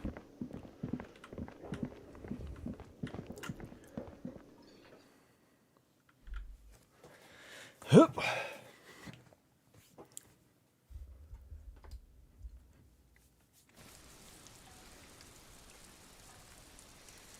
Titan Uranus says, I would assume that Kim's car is outside. Listen, Titan Uranus, we nearly had a heart attack getting a tie off a fan today. We can't assume anything in this game. Is this your car, Kim? No way. Kim, are you serious? Is this your car? Before you stands a motor carriage.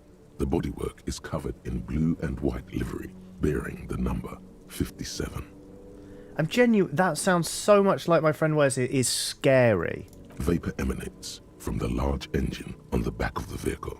It hasn't had time to cool off yet. Open the door. In the cabin, you are welcomed by a set of steering levers, a radio microphone on a hook, here we go, go, toolbox under the seat, and the soft glow of the fuel preheater gauge. I'm glad that we're able to interact with more things now, like just picking up the radio rather than, Kim, what is this machine? The frequency tableau lights up, and the green button labeled Prime Line glows like a feline eye. And then you hear something. The soft purr of electrical kittens, radio waves cast far and wide over the metropolis. A woman's voice greets you through the static. I'm sorry, I'm texting my friend Wes.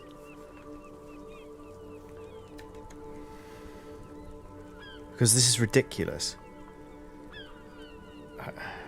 Where's the group chat gone?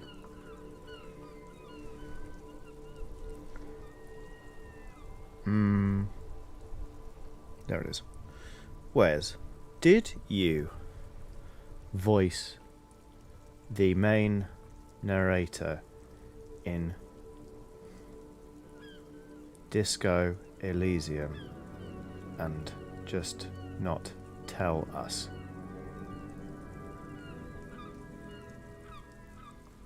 I mean, that's terrifying. It's ridiculous. Hopefully he'll send... I might ask him to send us a voice note.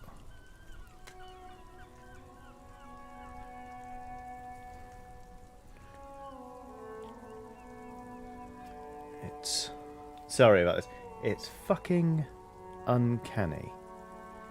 Could you record yourself saying the following, and I will play it on stream?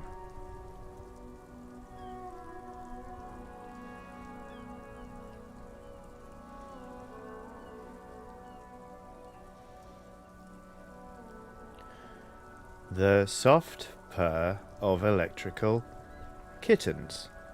Radio waves cast far and wide over the metropolis.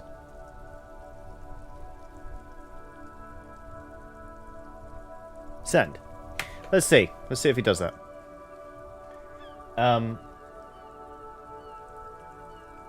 Burrito's done another super chat saying, another POV, it's your Insta post of Watson and the Swan. Watson's in Darkroot Basin, swinging the Zwei. In the background, the menacing swaying Hydra. Oh, Fee Neary says Johnny uses the royal us. No, it's I sent that as part of a group chat. This is Precinct 57. Hello, Lieutenant. How may I assist you? Lieutenant? Is that really how French people say... Is it Lieutenant? Hello, Alice. Please assist our colleague from the 41st Precinct here. I'm putting him on. I'm not going to say come in Delta 10, this is Firewalker. Copy? This is Officer Alice Demetri, Precinct 57. How may I assist you? She may have reported a murder. Oh, no, wait. I thought you were saying she may have done a murder. Let's talk to Sylvie first. What is her number, officer? Yes, hold on. Her number is 005 1944 298. Received. Hold on, officer. Thank you.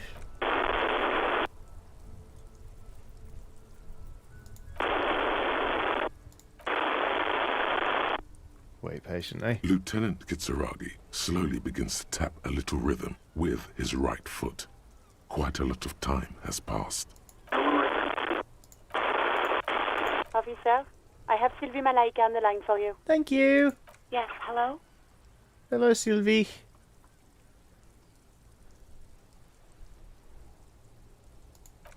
Oh, right.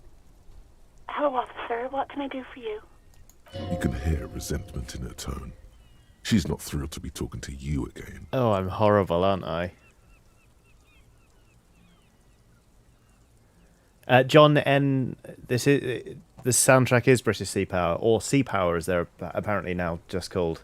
Yes, correct. There is no resentment in her tone. She wants you to ask her out. No question about it. No, thank you.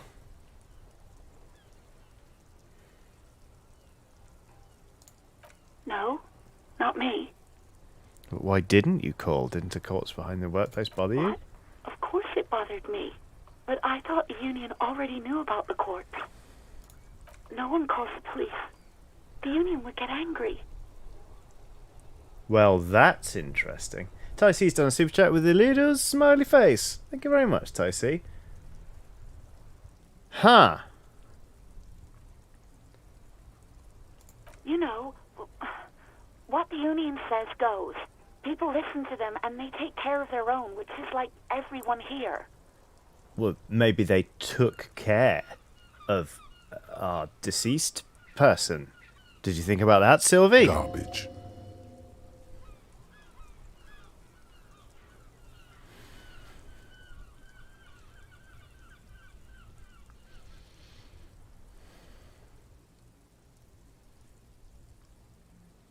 Let's ask Kim. Let's check with Kim. Legally, no. In reality, yes. Martinez is de facto policed by the dock workers union. Intriguing. Words are not necessary to feel the lieutenant's discontent for the situation. Push on or back off? Push on or back off? Let's back off for now. I don't know what to tell you, officer. I didn't call you because I didn't want to get in trouble with the others. With the union. I'm sorry about that. Do you know who made that call? No, sorry. I don't. Not a lot of people have phones around here. Copper thieves take the wires. Copper thieves? Thieves? Coppers? Bloody hell. Let's check and see if Wes has got back to People me. don't have the money to have the cables put in again. They use the union's phone, or the one on the coast. Okay, I'm just gonna... Hang on, I'm gonna mute my mic and listen to this, just in case Wes is secretly just being like, meh, meh, meh. But, one sec.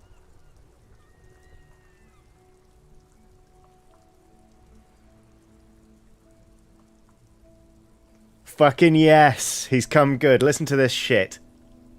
The soft purr of electrical kittens. Radio waves cast far and wide over the metropolis. Right? Oh, I got goosebumps. The soft purr of electrical kittens. Radio waves cast far and wide over the metropolis. That's Wes. That's my friend Wes. Yeah. Yeah. Theresa M says, holy shit. Sailing K says, well, that is uncanny. Yeah. Johnny, your friend is amazing. Now imagine playing Sea of Thieves with that guy.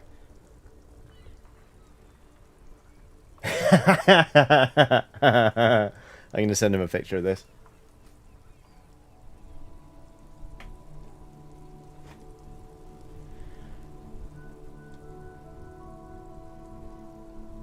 So good. So good. A Chartreuse Goose says, I'm back. What have I missed? Titan Uranus has done a super chat saying, your friend Wes gives me an hands-off O. Wow. All right. Thank you for that.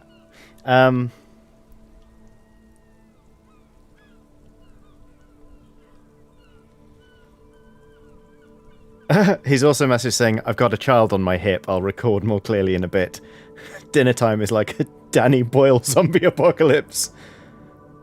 But Chartreuse Goose, what you missed was me getting my friend Wes to record a line from this as the narrator. I'm going to play it again. I'm going to play it out again. Because it's uncanny. The soft purr of electrical kittens. Radio waves cast far and wide over the metropolis. And he did that with a kid on his hip. It was someone else. We'll find them sooner or later, officer. It just might take a while. Andrew B says, Fran? I shall do so immediately. Sir. Right. Okay, next question. Yeah, go on. Why you quit job? You mean, why did I leave the bar? Honestly, I'm not really comfortable discussing it with you, sir.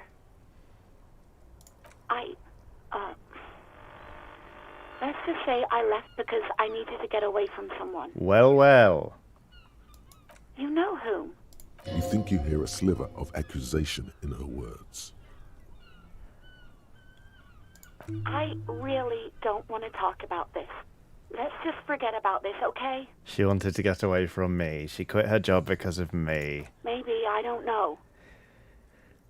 I just know I have to take some time off right now. Okay. I'm going to ask about the paperwork. I'm definitely not asking her out. Good lord. Well, you tried to jam it down the toilet, sir. Clogging it completely. After I had unclogged the toilet and retrieved the paperwork, I threw it out in the trash, thinking you didn't need it. I am sorry about that. Anything else, Detective? No, that's it. I do hope so. Please, don't call me again. Bye. Wait, why does she seem angry with you? Yes, you have obviously done something to upset her at the Whirling in Rags when she was still working there. Oh no. Must we? Must we ask? I'm not mad, it's just... You were so drunk and so emotional all the time, and then the skewer thing happened. It just made me want to quit. A skewer is a type of bird, right? Did I do something to the stuffed bird? M. Lux says, can we get your friend to do a cheeky shipping report? I'll ask him. Humber. Southwest 3. Later. Good. The stuffed bird. The great skewer. You threw it against the wall while screaming, fuck that bird, and laughing like a maniac. Oh. I think you said it had been giving you shit ever since you got there. Why do I always end up screwing It was everything a up? pretty bird. There since I started working in whirling. I really liked her. We call her Scotty. Oh god, was it alive? Surely not. The stuffed bird. No, the stuffed bird. Okay. There's genuine sadness in her voice. Yes, obviously. You were the worst client I've ever seen. And I have seen so many assholes in this place. Wow. Waterstar86 says, is the protagonist the bad guy? It's certainly not a good guy. I've had sailors fighting, union guys grabbing my ass, kids stealing booze. Once a guy was glued to the karaoke machine every night for 2 months. But you... Go on. I want to know what I did. Well, you were worse than all of them. Honestly, you were getting borderline aggressive. Even about little things like not turning down the volume at 3 a.m. I even liked one of those songs you kept listening to on repeat. No more. I hate it now. Which song? Really Go On by the O.O. I can't listen to it anymore. You've turned it into a parody. Sorry. To hell with that song. Okay. Then there was your room. Your project. An experiment to see how bad it can get in there. Ugh. I tried to send the cleaner, but you wouldn't let me. Threatened to make me understand. I had no idea what you meant, and I don't want to know. And then you screamed something about being the most boring person alive and how everyone leaves you because you're just so boring. I'm sorry. And then I had to deal with your toilet. The one you clogged with police documents, causing water damage downstairs in the kitchen. I won't even mention you waving your gun around, harassing customers, threatening to sing karaoke, threatening to kill yourself. Okay, I get it. I wasn't a very good tenant. No, you really weren't. You were simply the worst.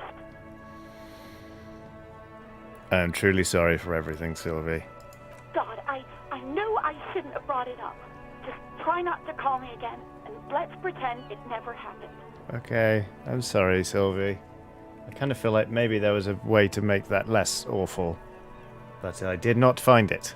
You hear a sigh of relief on the other end of the radio. Wordless, the call breaks. Then, the already familiar voice. It sounds so much like Wes! Anything else I can help you with, officer? Yes. Just a second, officer. Put me through to the 41st. I need money and a new badge. 10-2, 10-5. This is 41st. Come in. Over. Jules Pidieu. A scrawny old man sits in a dusty cubicle, smoking, with a large white rectangle sewn on his vest. In front of him is a box-shaped apparatus with an array of wires and antennas. A radio switchboard. This is me here. I work at your station. 10-4, what's your status? Over. 10-18, 10-20, over. Please just talk human to me. State your message, sir. Over. But you said... never mind. Oh, I'm sorry, Kim, I lied. 10-9, repeat message. Over. 10-4, message received. This is a very serious situation. I need to 10-22 the captain. Over.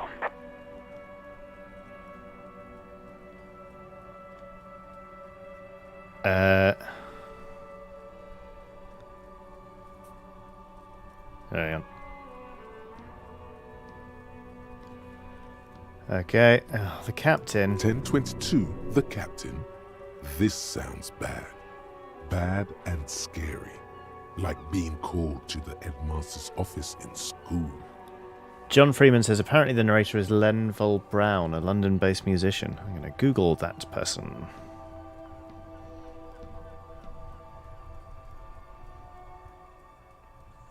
Ooh. Lenville Brown is handsome. Is it him? What does he want? Oh no. Says he lost his badge and needs to report it. He what? He lost his badge? Say nothing. Who lost his badge? Dick fucking Mullen. Who do you think? I've got a name! It's Officer Dick Mullen from the bestseller Dick Mullen and the Lost Identity. Fuck you, Chester McLean. Dick Mullen is not your name. It's the name of a fictional detective who would not lose his badge. Okay. Oh my god, if I'd failed that, I would have been convinced my name was Dick Mullen. Oh my god. Defend yourself. Immediately. They're laughing at you. Come, we just move on. 10-4, I hear you, officer. I'm just going to make a note here that you are in pursuit of your misplaced badge. Over. 30%? No, 30 XP rather. Track down your Fuck badge. me. Mac, come here. You've got to hear this. Dick Mullen lost his badge. Verito has done a super chat saying, please say une pointe in a French accent. Thank you. Une pointe. Une pointe. Emma Benton says, I think if you also don't look clearly in the mirror at the beginning, you spend the whole game having no idea what you look like. Incredible. And Oren Solar says, Kim is amazing and so patient with the protagonist. Your relationship with Kim develops based on your actions. Yeah, I never want to lie to Kim again, to be perfectly honest. What's going on? Oh my god, Mac Torson. Super Cop here lost his badge. He lost his what now? Yeah, my badge, Mac. His badge. He lost his goddamn fucking badge. Can you please stop saying lost his badge for a moment? He asks you to please stop saying he lost his badge. Why? Did he find it? The room at the other end of the line erupts in volcanic laughter. Sergeant Orson was wondering if you found your badge yet. Over. No, Jules. You don't have a comeback. Sorry. It's hard to think like this. Damn it. He's not replying. Looks like he's still looking for it. 10-9, come again. I didn't get that. Over. New heights even for Captain Sober. Ask him. Ask him if he's lost his gun too. The room rolls with laughter. Sergeant Orson wants to know if you lost your gun too. Over. Check your pockets. Check your... Holy fuck. You don't know where it is, do you? I don't have my No. gun? It's gone. It's not fucking on you. Don't sweat it, Bratan. You don't need a gun to have fun. We can still have fun. It's not all over. Oh no. Horrific necktie, no. 10-9, come in, officer. Did you get my question? We were wondering about your gun. Over. 17% chance to convince them. Should we try it? Fuck it, why not? Lying over the phone, it's easy. Just say it like it's the truth. And then it becomes it. Yeah! He says he didn't. Phew. Thank God for that. That would have been a nightmare. I don't even want to imagine the poor prick who has to relay that kind of news to the captain. Losing his badge is bad enough. Tell him to find it, and fast. We can't have some gangbanger running around with it. Titan Uranus has done a super chat saying, oh my god, they will have your badge and gun for this. I know, I'm in way over my head, Titan Uranus. Oblivion Blade says, some of the luckiest rolls I've seen. We're all glad to hear you've not lost your gun, officer. You need further assistance. Listen, I've actually lost my gun too. I'm gonna have to click it. Ben-4, I know I already wrote it in a report, but it will stay on my desk for a few days. Jules saw through me. Listen, I've actually lost my gun too. Okay. Ben-4, I hear you. I don't have the authority to grant your request, but... Oh my god. What does he want now? He's asking for money.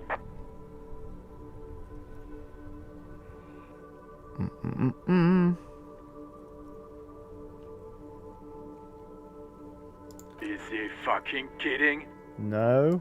I don't think he is. Don't give that asshole anything. He's just gonna drink it all. Oh, come on, Jean. Right. That's So much negative on XP. the additional funds, sir. Over. Okay, I heard you, no funds. Anything else, sir? Over. There's personal details I'd like to discuss. Okay, 10-4, sir. I hear you. Relay your question. Over. Wait. Before you say anything stupid, think it through. Okay. You're going to be looking at a straitjacket if you tell everyone you lost your memory.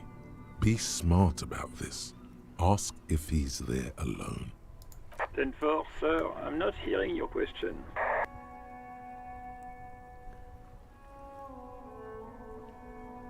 Oh. What? What is it? He's still on the line? I wanted to know if you got my badge's description right in your report. Could you read it to me? Name, rank, date of birth? He wants to verify the information on his badge. But of course, it says Dick Mullen, High General of the Revacholian Cavalry Force. Stop that, Mac. Tell him to stop wasting time. What do you need, sir? Over.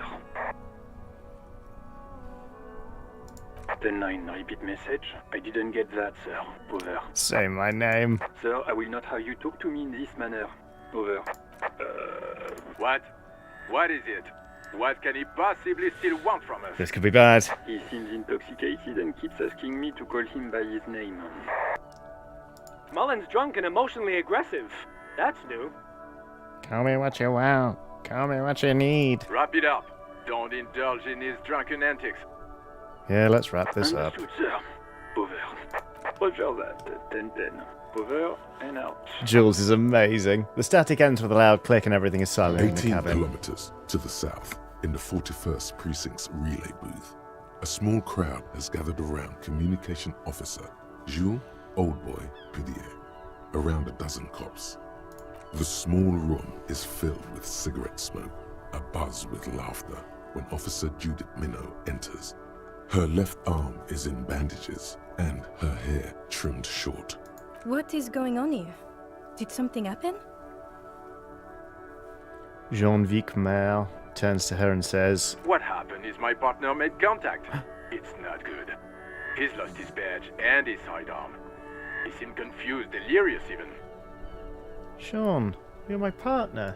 Mac, the torso Torson, is finger-fucking his fist, laughing hoarsely and apparently telling some dirty story to his partner, Chester McLean, near the entrance.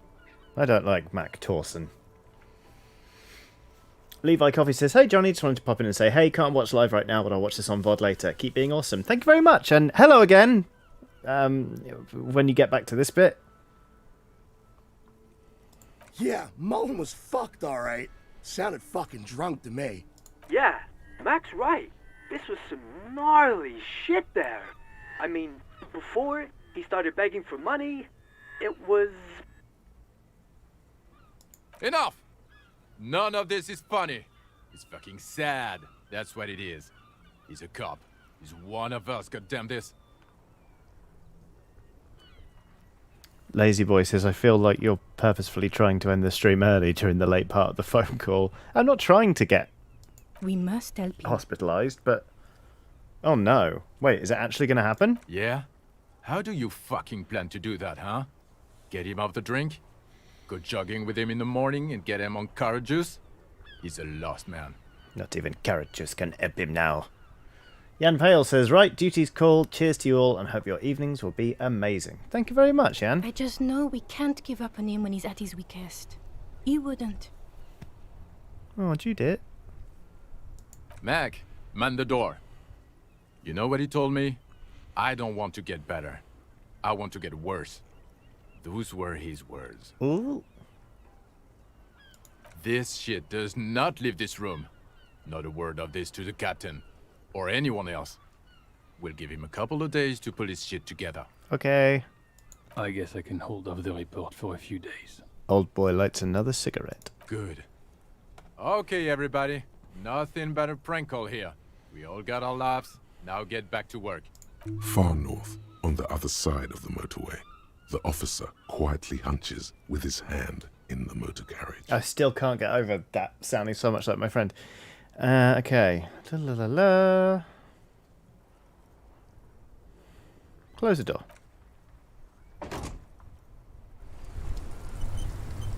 Autosave. Thanks so much. Right, we must have leveled up by now, right? Level up. Oh, whoops. Oh, I leveled up composure. No, I wanted... Was it endurance? Did we what? Damn it! Revert. Ha ha ha! That was maybe a bit too triumphant for me saying ha ha ha. Right.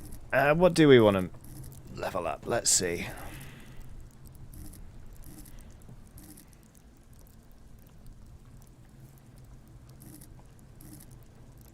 My savoir-faire is terrible. Mayville teacher says him not knowing his name is stressing me out so much, and I don't know why. I know what you mean. It's there's a weird like surreal layer to this where you're like, okay, we need to investigate the murder. We need to go talk to Sylvie. Sure, yeah, I mean, we can do that, but who am I? Who am I? Okay. So, let's see what all these things are. Call upon your knowledge to produce fascinating trivia. No. Persuasion. Lying. Reconstruct crime scenes. That seems interesting. Intellect. Psychic volition. I want to level up something that's absolute dog shit, so let's do one of these. I think logic. Let's level up logic. Come on. Accept changes and close. Alright. What's next? Track down your gun. Track down your badge. Oh god. Pay for damages. Oh, we are such a mess up. Inspect the victim's body. Oh yeah, that's right. We can use the ammonia. Let's go try and actually look at this body now. I like the gardener. She's great. She's helped us a lot.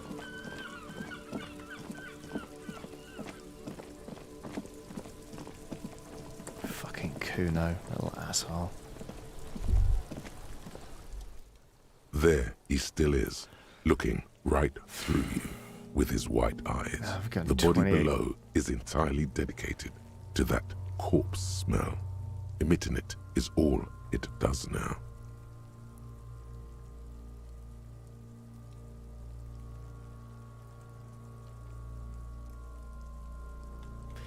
%28 chance of not throwing up. Let's try it. The ammonia only Oh makes it no! worse. The combination forces tears out of your ducts. You manage to keep it in once.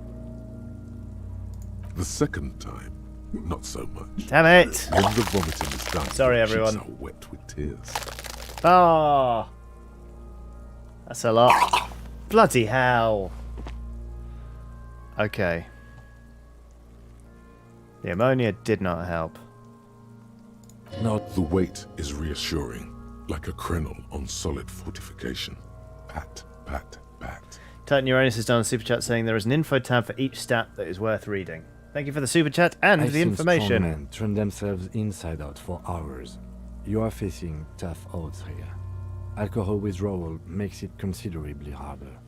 Why can't I keep it in if I've been a cop my I've whole seen life? captains puke their guts out. It never gets easier. You never get used to the smell. Every Monday is cadaver day. Throw up, investigate. Sorry Throw to up, everyone who's initial eating. Autopsy. Throw up, baguette. Sorry. Then drive to the station. Maybe throw up on the way there if you didn't bag the thing tight enough. I think I've lost my sense of smell. Not being hungover helps too. That's probably a good idea. Clear our heads. But before we can do that, you need to get your shit together. Okay. We should go talk to the locals. Find something else to do while the wind changes. It's pretty bad right now. That sounds good. Give it half an hour. Get yourself together. Then come back and have another go. Okay. God. Oh my god, Kim's the best character. I love him. Also, what is this volumetric shit compressor? Your shit is a part, and it's rather unbecoming of a cop and a human being. It's supposed to be the opposite of that. Together, compressed in a small area. To achieve a solid level of shit compression, squeeze your butt cheeks together for 30 minutes. Do something similar with the two hemispheres of your brain. Talk to people, maybe that will help. Alright, we're going to internalize that. Which I guess means that when... Oh no, we are still researching this. Okay, cool. Great. Equip and complete volumetric shit compressor. Good lord. Okay. Oh, whoops. Okay.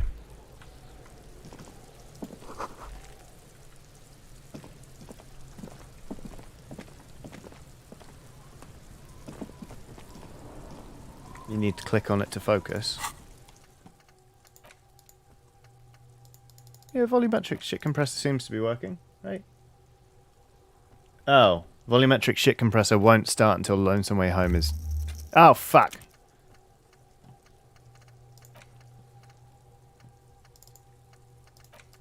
So are we doing that now?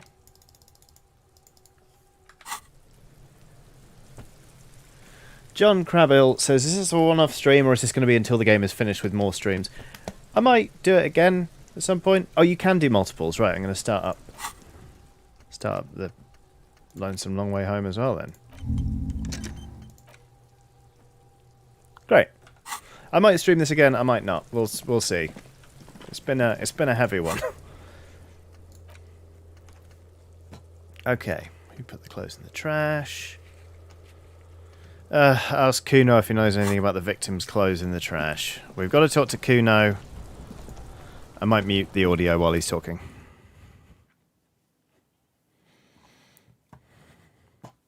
I have more questions about the crime scene. Excuse me. We're going to ask him about the dead man's clothes. How did they get in there?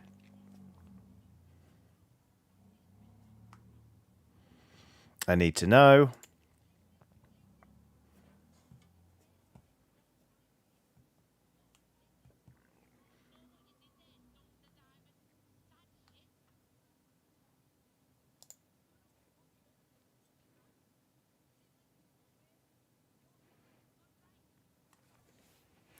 Well, Kuno's offering me clothes now.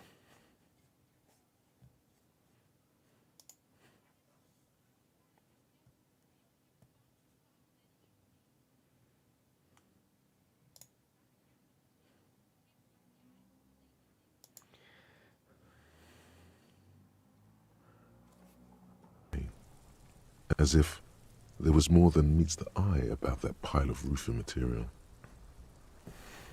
Okay, Inland Empire. I saw past the veil?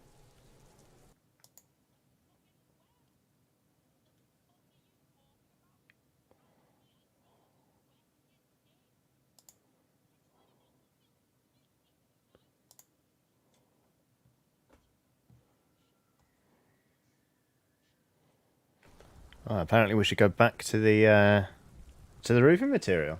Yeah, whatever. Cuno doesn't give a shit. Fucking Cuno.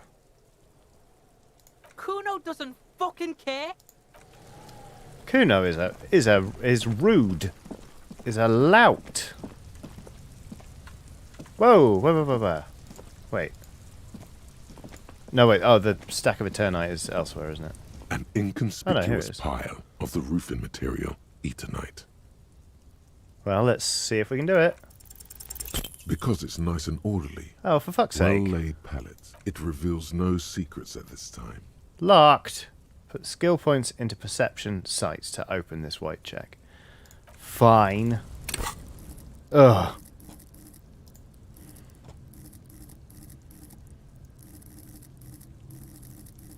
Into what? An inconspicuous pile Perception of the roof sight. Material. Do I actually have any more points to put in, though? Total 2. Oh, no, that's the total there. No, I've got nothing to put in. Perception. Level up. Let me. Should Be Sleeping has done a super chat to say, in favour of multiple Disco episodes. Tips for sharing your journey with us. Thank you very much for the super chat. That's very kind. Right, I want to know what the Eternite is all about. Damn it! And I guess we'll have to wait.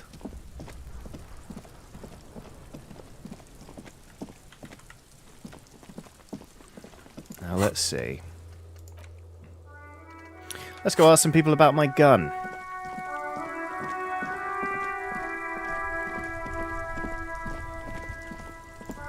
Hello. Do you have my gun? Hello again, officer. You seem... I don't want to ask you about the fuck the police business. That's your business. I am a gander and a hunter and a gatherer. Feel like a traveler. Keep listening. From another planet. Hey there. What's going on The here? jam, my man. What's the It's jam? a traffic jam for the ages. Harbor gates up the street are shut tight. No explanation given. Workers on strike, scabs agitating, an all-around clusterfuck. The night switch says, God, I miss being a bear and hoying rocks at a hanging corpse. Meanwhile, we're all stuck here in long-haul limbo for days upon days upon days. So how long have you been here? Well, feels like forever. Like I was born on this here roundabout and this was all I ever knew. Just me and the metal and the tires, the oil and the fumes of mazout. Could you say it again, only a little less plodding? That's an arch thing for us to be saying, isn't it?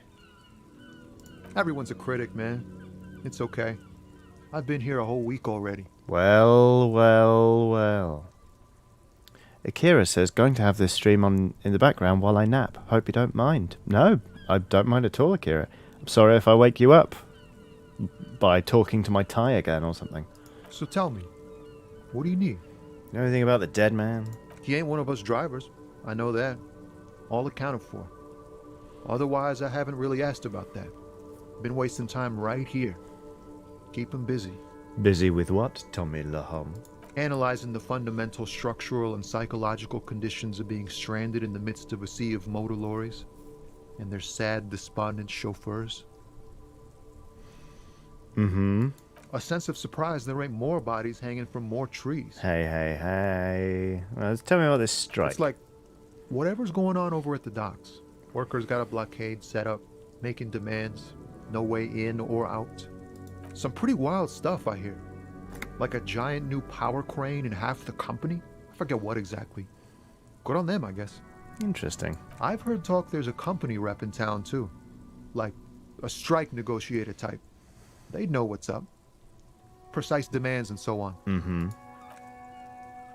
Ah, yes. From the Wild Pines. We'll meet her soon enough, I'm sure. All right. And what do you think the company knows, Tommy? They want to keep that money flowing in, my man. Ka-ching. He makes a ka-ching sound. And the answer is Anything no. else? Yeah, this ain't really my area of expertise.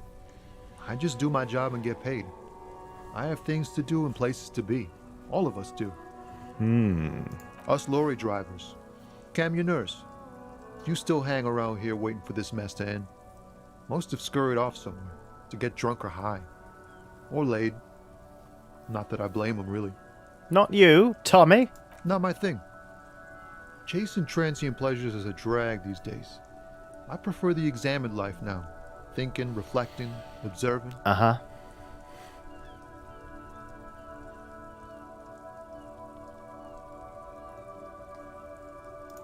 What's better than chasing transient pleasures? The more transient, the better. When one's ended, you can get onto the next one. Oh, high-grade narcotics, illegal firearms, stuff like that. Give me a gun, I've lost mine. Time to arrest him. Okay, and what are you actually hauling? Can't even get a few jokes past you, my man. Nope. I've got another haul of found cargo. Mostly sporting goods, tracksuits, and that kind of thing.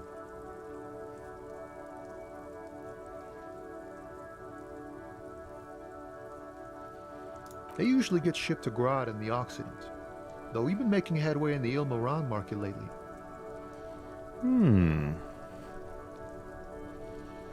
Could I get one of those tracksuits? We're pals and all, but I can't just freely hand out the merchandise. The bosses won't be happy. All right. Well, you said we were pals, so that's nice. What's that? That's your machine behind you? This rockin' beauty. Sure is. Like a Rockin' rash you beauty. can't get rid of. You interested in heavy-duty cargo machinery?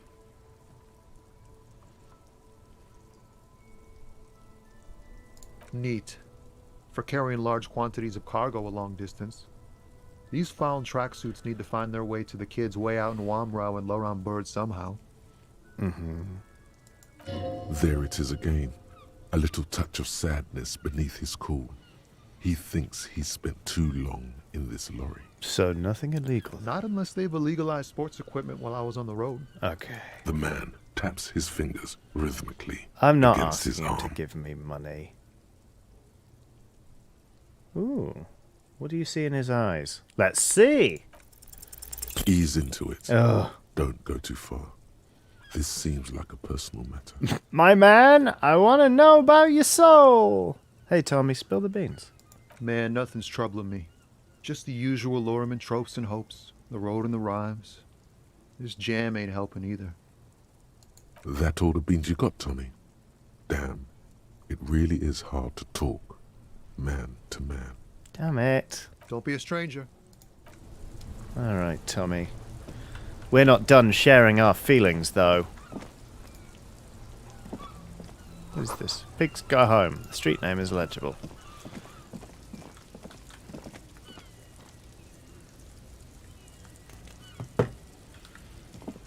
Let's see now. Magazines. Jump Jams. Popular Music Mag. A glossy magazine, Most Able-Bodied Men. This issue hosts a top 10 list. Well, well. Oh no. I had a bad thought. But I shouldn't feel threatened by handsome men.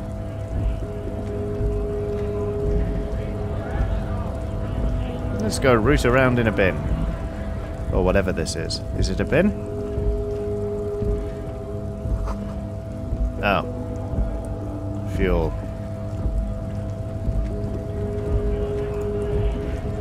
Let's talk to this gargantuan man. We have a right to work. Okay. Hold up and stay frosty, everyone. Cops are here. Here we go. You here to fuck with us? Beat the honest worker down. Why should I? We're here to fight for a cause. Stripes usually have problems with people who have causes. Okay, then I'm thinking no. Good. We're fighting for a cause here. Right to work! Right to work! Besides, we're not that different. It helps if people see us talking, cops and strikebreakers together. Shows authorities are on our side. Builds confidence. Regardless, I have some questions. Maybe you should ask them the questions. Like, why we're not allowed to make a living here.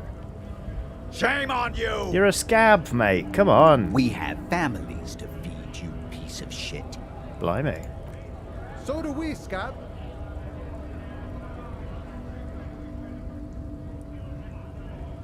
We were promised work.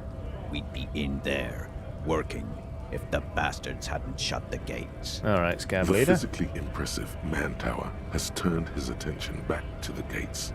He ignores your presence. Anyone else here we can talk to? Alright, weird. Alright. It says Grey. Greater Rovershall Industrial Harbour. Good to know. We'll try and get in there in a bit. But right now I'm not really interested in taking sides.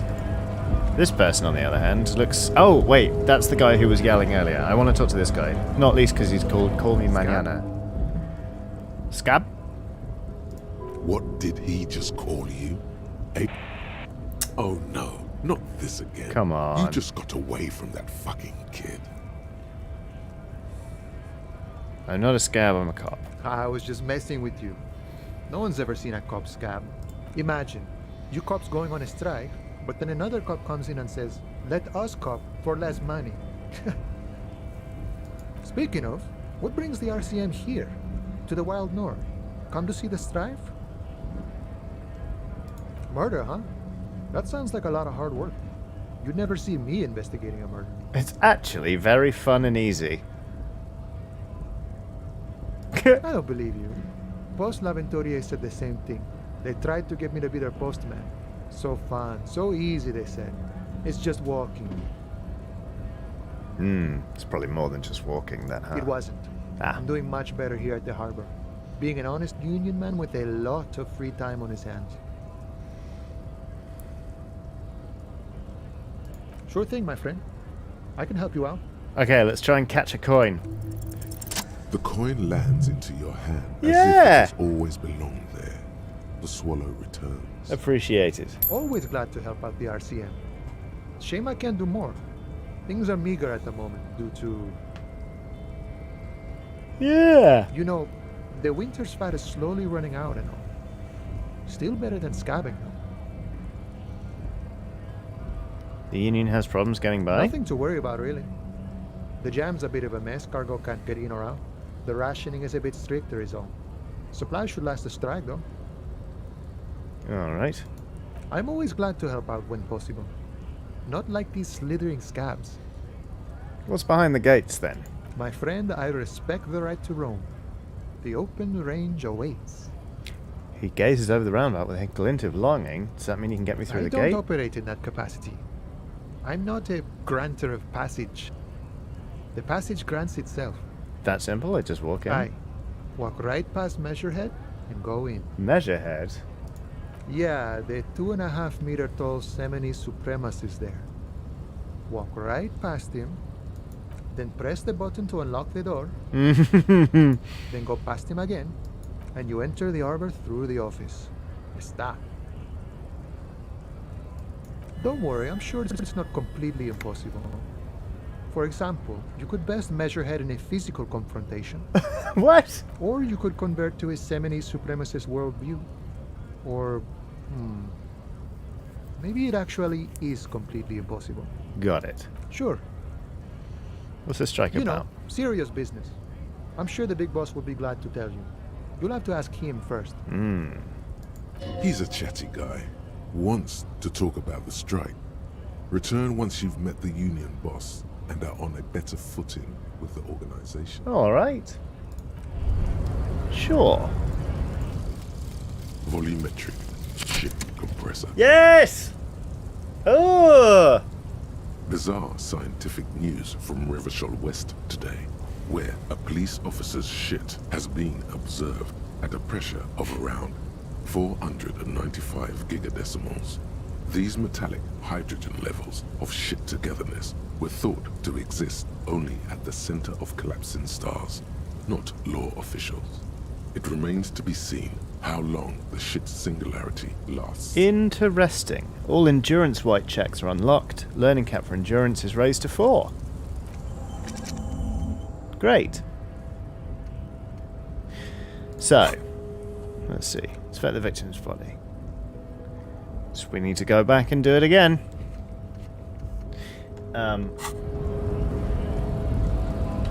We're gonna avoid talking to Measurehead. Was that his name? Because excuse me, sounds pretty racist. So just to try and keep things slightly brighter and breezier on this stream, we're going to go try and look at a corpse. For fuck's sake.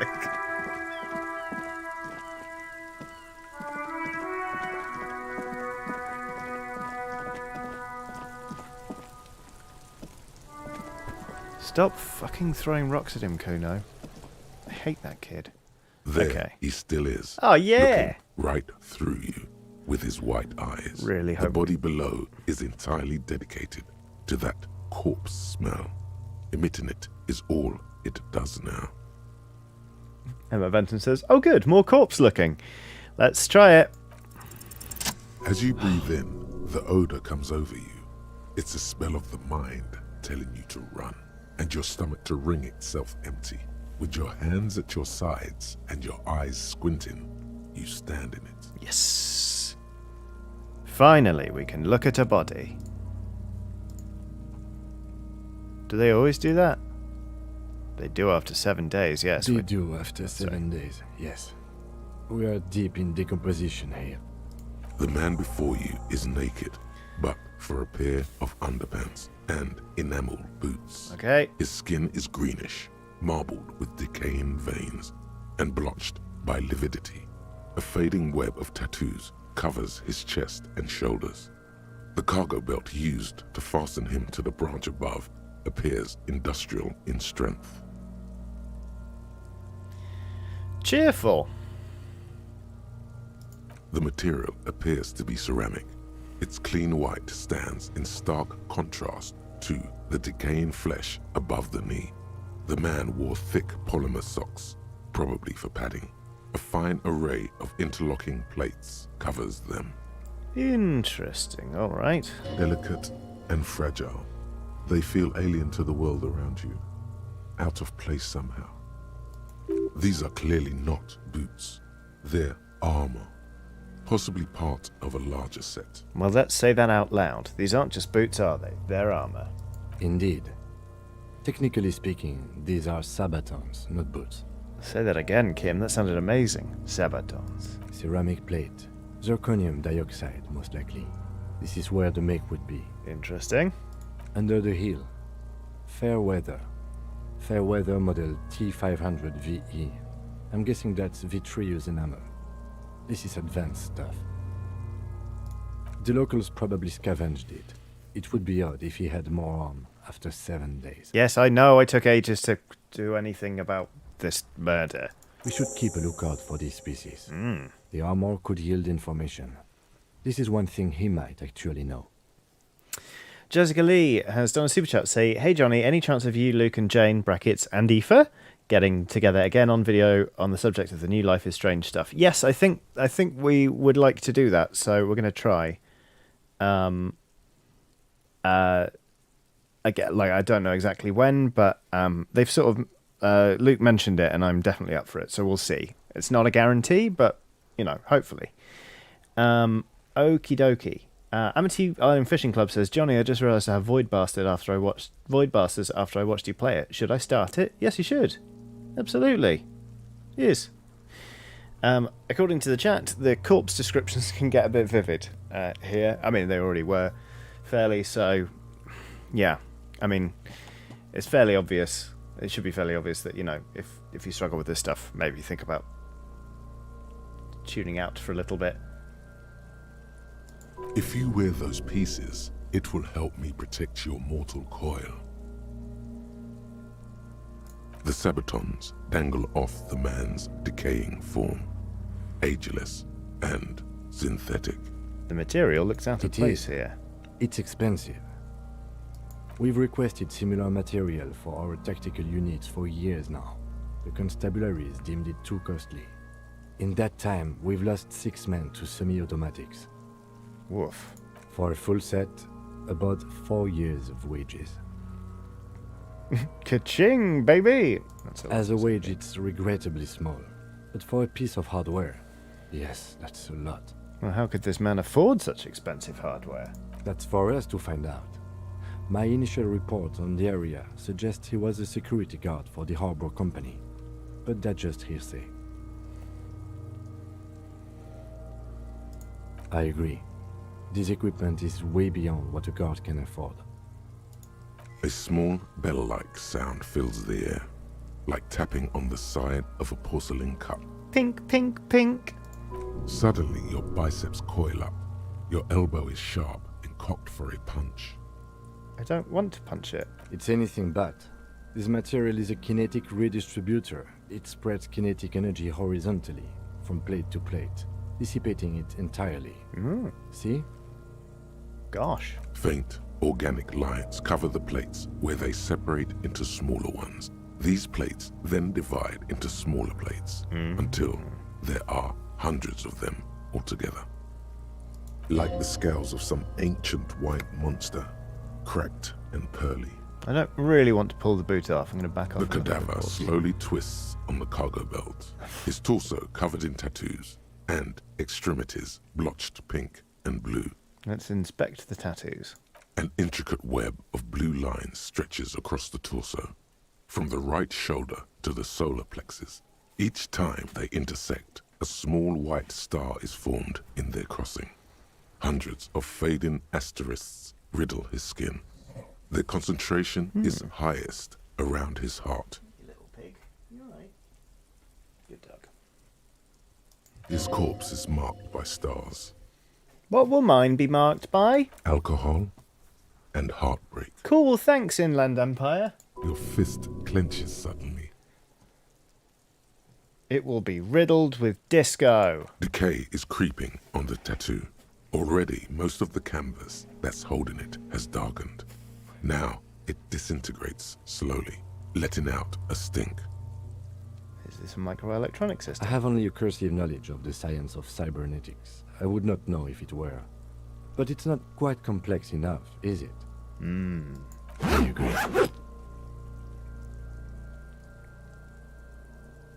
He takes a thin piece of milled aluminium from his coat pocket and pulls it open. Sounds like a sword being unsheathed. A small lens appears. Some sort of camera. Let's let the lieutenant work. Shit, Cuno! What the fuck is that? Shut up. An instant color camera.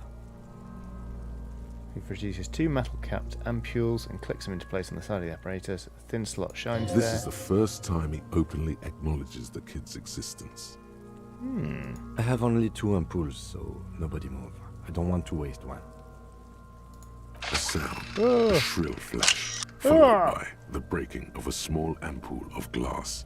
You see streams of color pour onto the thick, glossy piece of paper, rolling out. In case we need it. Cool machine. Yes. It is pretty cool, isn't it? Yes. It contains insight to the victim's person. By his build, I'd say this was a man of physical violence. The story he wanted his body to tell was important to him. It is his letter. To us. Someone should decipher it. We'll need to show it around. Here, a souvenir. Don't lose it. Thank you. Adia Yuoko says, I've arrived to a corpse. Sorry about that, Addy. Oh, Matt Bircher has done a super chat saying, Johnny, you are doing a great job. Brackets, I mean your job of entertaining us, not necessarily your job as a murder police. I think I'm pretty fucking awful as a murder police, Matt. Thank you very much for the super chat. It is nice to see you. I love you very much. The glossy-eyed corpse looks by, his mouth mute and his skin as colorful as the chemical rainbow on the photo paper, teeming with opportunistic organisms. Opportunistic organisms, eh? Let's inspect the belt. The hangman's knot is pulled tight by the weight of the corpse below. Yellow, hard-edged polyester cuts into his neck. Above, a sliding buckle ties the belt to the branch. Oh my, there's something on the belt. A familiar word that speaks to the thirst within you. What was that? A word? Vermilion, in yellow letters, along the length of the twisting cargo belt. Only a deep longing for vermilion golden spirits lets you decipher the fading logo of the local brewery. This is a bad time for a drink, right? Extremely. Yes. What kind of rope Industrial is this? strength. The kind used for tying cargo to lorries. Like in a circus. When the circus leaves town and they tie a black-spotted giraffe to the wall of a carry pen.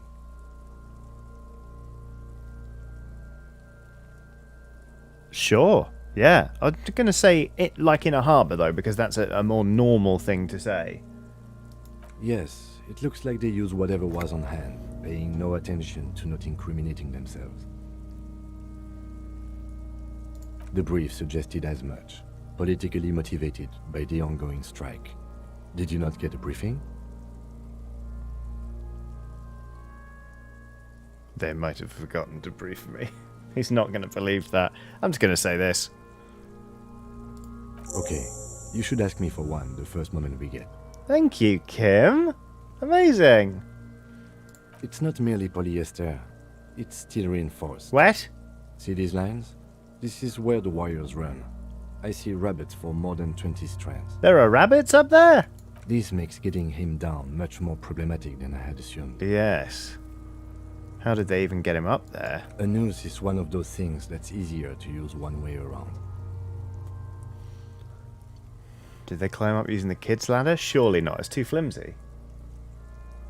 That ladder can't carry a grown man.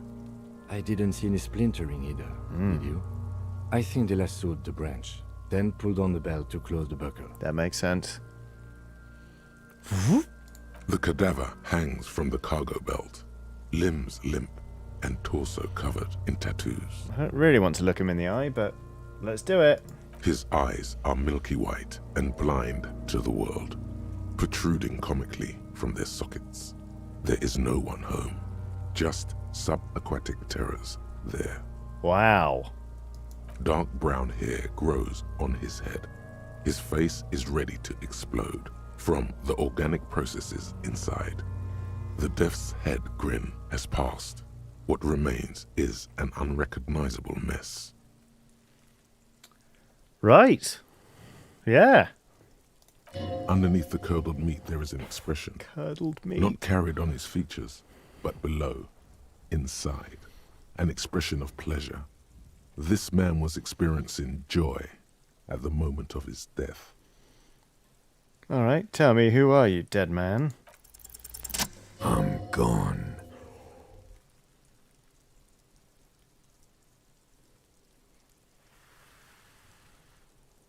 I'm a joke. Look at me. A killer. A motherfucker. And a killer. Takes one to know one. Go ahead, Kobo.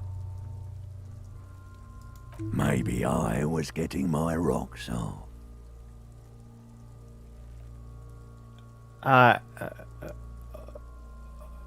Do I look like an erotic auto-asphyxiation type to you? Wow, I did not expect there to be a chat about autoerotic asphyxiation.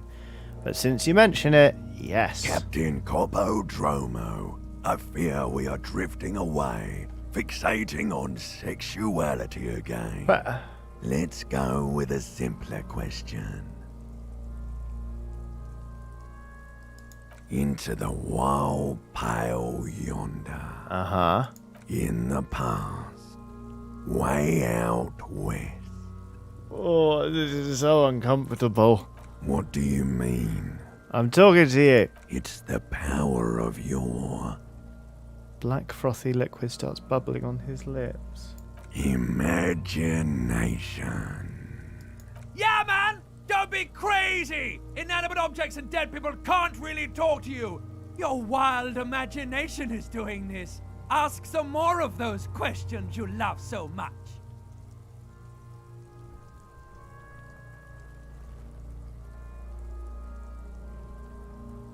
HC Bird says, well, you chose the dialogue. Yeah, I know I did, but I still wasn't expecting to get it. When I woke up this morning, I did not think I'd be talking about this. That's all I mean. He loves those. Why do I love because questions you're so a much? copperoonie. I am. Look at all of them go. Do you want more questions? Yes, please. Here you go, Looney. Is my name Rooney? Fuck no. You're no Rooney. Okay. Between you and me, your name is probably Harry. I feel like I've been getting a lot of Harry recently. You might be onto something there. Okay. Why do I feel like I've forgotten something terrible? Because you have.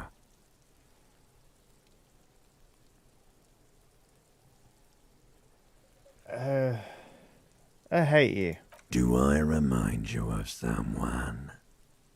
A deep sea creature. No, not quite. Be fair now. A baby affected with harlequinism? You sure wrinkled out of that one, Coppolini. Enough. Come back later, Coppo. Amuse yourself with my frank manners and my memento mori features. If possible. Also, see me in your dreams.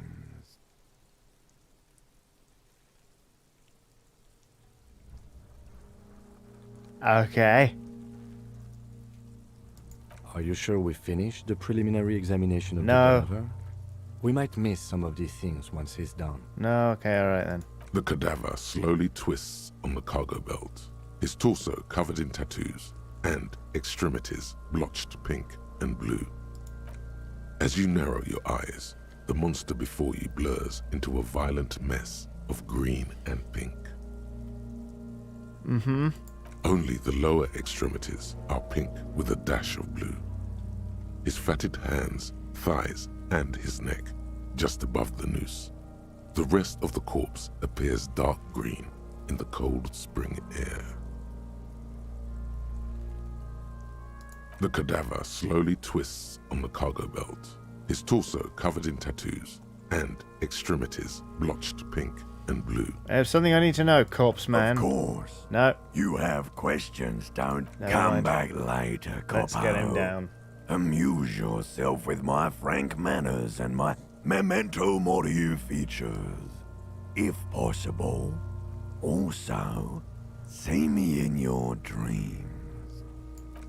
The steel reinforced belt presents Level a up. unique Bing, bing, challenge. bing, bing. I brought chain cutters, but I don't see a good angle of approach to the belt. The cadaver is a good 1.2 meters up. Neither one of us can reach the belt without assistance. And even if we do, there's the question of cutting it. Maybe we could shoot him down.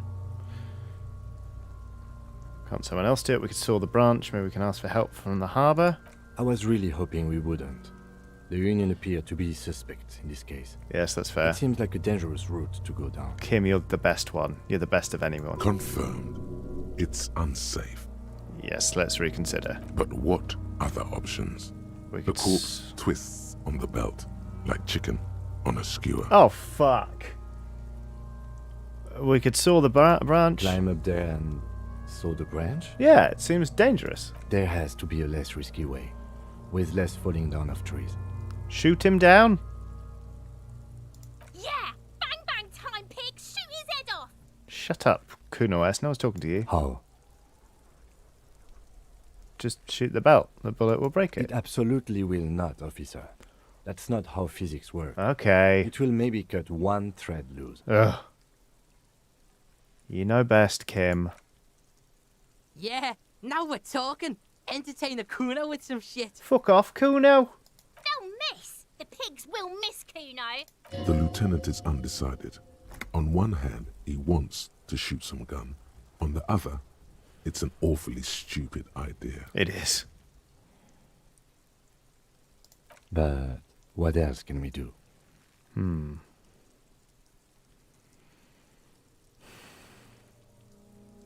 Someone else? You mean like the police? Yes, exactly. Call the police. Someone already did. You know who came? We did. Because we have made bad life decisions. Agreed. I know it's hard, but I assure you, the others won't come to help us. And we have a growing sanitary concern here. We need to get him down, fast. Sounds like you're getting your gumming out. Gumming out. Sounds like you're getting your gumming out. He breathes out heavily. Let's do it. I also... Sorry, I'm getting a couple of messages.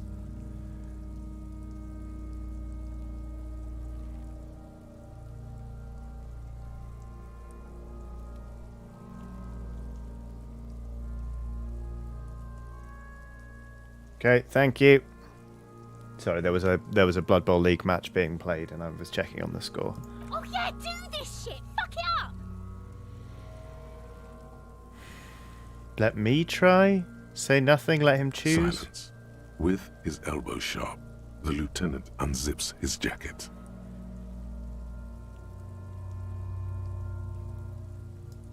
And produces a lightweight firearm. He drops a paper cartridge in the barrel, separates the scouring stick, and gives the cartridge 5 tucks. He then steps back and assumes the fellow's desk position, taking aim.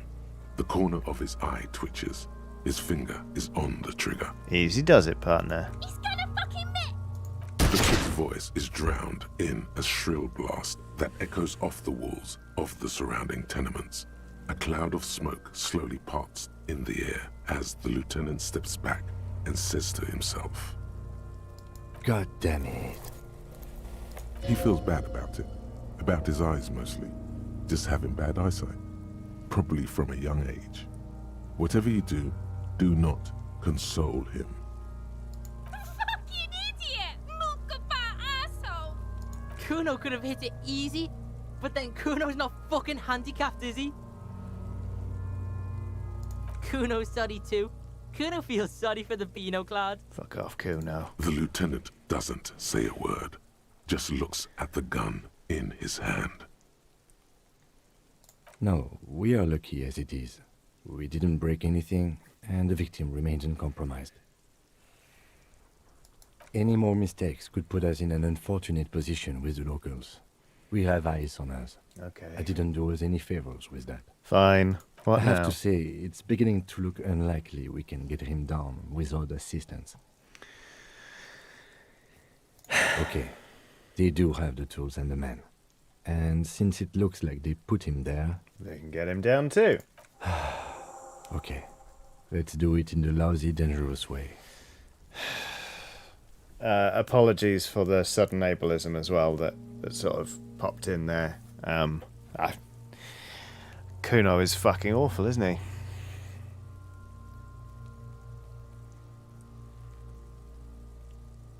From the gates, by negotiating or fighting. Oh no. I'm unenthusiastic about fighting. Or we can try to find some secret third path. It's unlikely though. To the gates. Let's fight, I say. Okay, right. So it's all sort of starting to get the body down. Police officers get briefed about the cases they're given. Sometimes they forget the briefing, though, and need to be briefed again.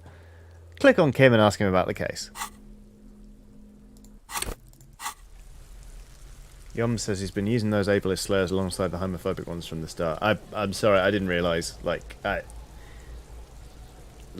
Ultimately, I'm not responsible for the content of the game, and I didn't know that was going to be in there. But I appreciate it's uncomfortable all the same. What do you want to know? Literally anything. Ah, yes. The case brief you missed. Now I remember. All right. 3 days ago, the RCM Emergencies Desk received a report about a security guard who was found hanged in Martinez. An anonymous caller said there was a dead body behind the Whirling in Rags hostel cafeteria. The cadaver had been there for 4 days. No one had come to investigate. 3 days ago, huh? Sounds like somebody dropped the ball on coming quickly to investigate. During that time, the victim had been stripped of his belongings. The caller did not identify him, but used the word lynching. There is an ongoing labor dispute between the local dock workers and the logistics company Wild Pines. I was told we should approach the death as part of this dispute. Does it say who the victim was? A security guard or worker of some sort, hired by Wild Pines. This was just hearsay from Martinez, of course. We need to find out the truth. Interesting. Why don't we know anything about the caller? They didn't identify themselves in any way. The tone was muffled using a device of some sort. The desk could identify neither the caller's age nor sex. Why hide themselves? There's a strong prejudice against involving the RCM in what's seen as union matters. The dock workers' union is the de facto police in Martinez. Now it appears they've started executing too. We cannot allow that.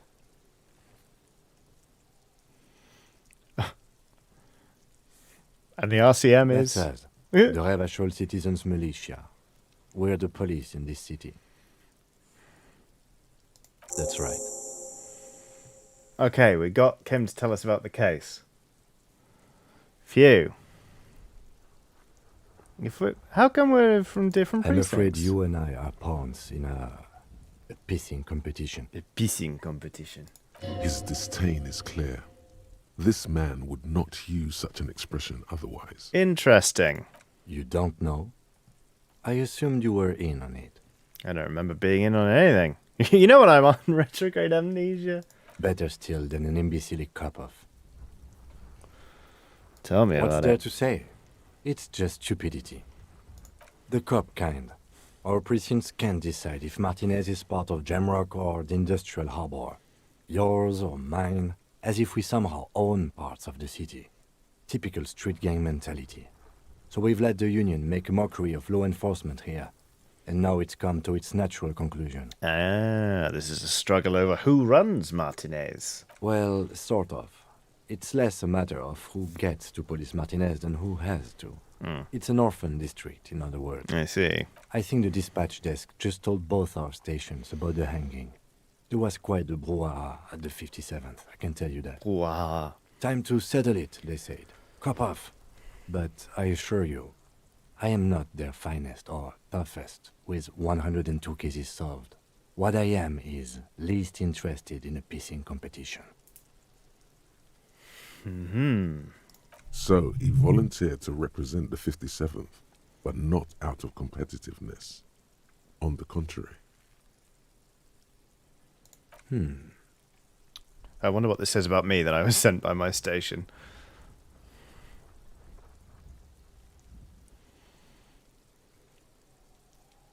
I'm going to leave why I was sent unspecified. The silence carries. Yes, I am an unrepentant spoilsport. He's deliberately spoiling the pissing match. Good for him. Martinez? Nothing. It's just a puddle at the end of some drain pipe. No one cares about this place. They care about sports. Most of our colleagues don't even know how to get here. North of the interchange doesn't exist. Alrighty. A tremble comes over you. Another after effect of ethanol poisoning, perhaps. Feels like leaves do when they rustle in the breeze, somewhere far away, below the turbine. The 41st and the 57th. The lieutenant was right. It's not about who gets what's north. It's about who doesn't. Alright. Yes, it's a wholly pointless matter. Forget I ever mentioned it. Secret task complete. The pissing competition. He's actually glad it's addressed now.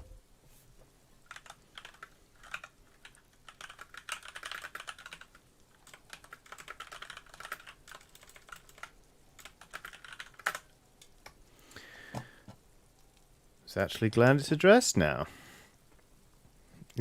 My logic is bad. Okay. Cool. So we can level something up.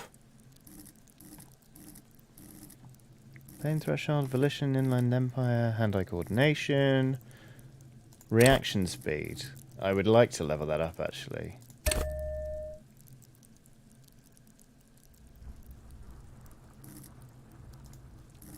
Because it's come up a few times and it's not been good. I'll say that much. The victim's tattoos. Right.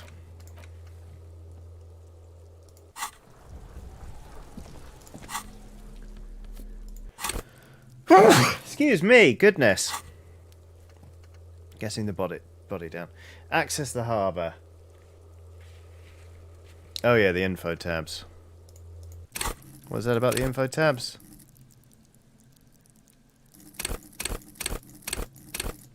Oh, info. Well, look at that. There we go. Look at this. Wow. Reaction speed is the VLC blah blah blah. Streetwise. Never lost for words. I'm lacking a witty comeback. Delicious.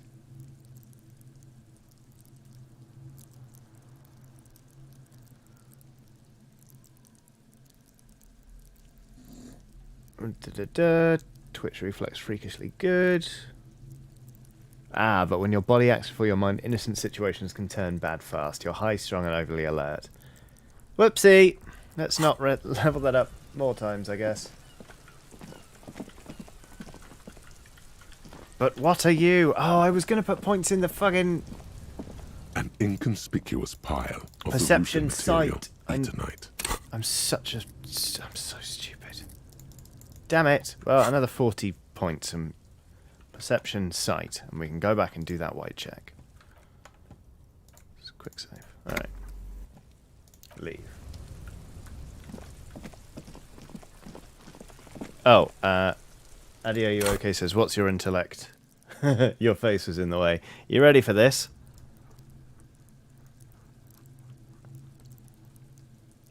Is bad.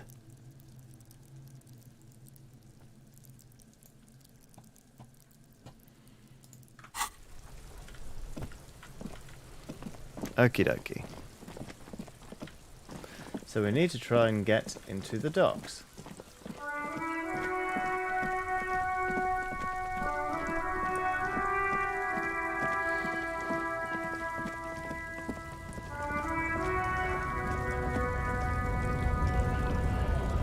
Hello, everyone. We're just gonna...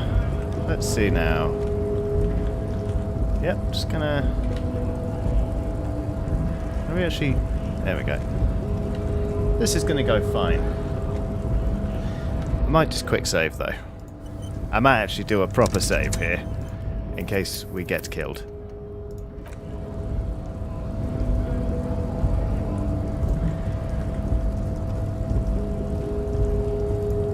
What's this? In case of a strike, press button behind guard. Hermetically sealed door.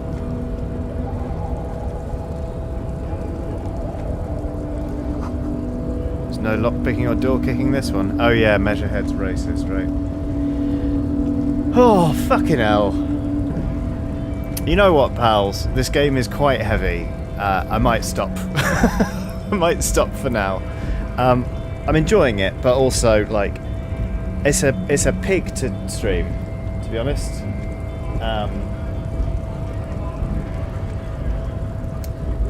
No Surrender says, you worry, but in my first game I died in that first conversation with Gart. Bloody hell. So, yeah, I am enjoying this game. It is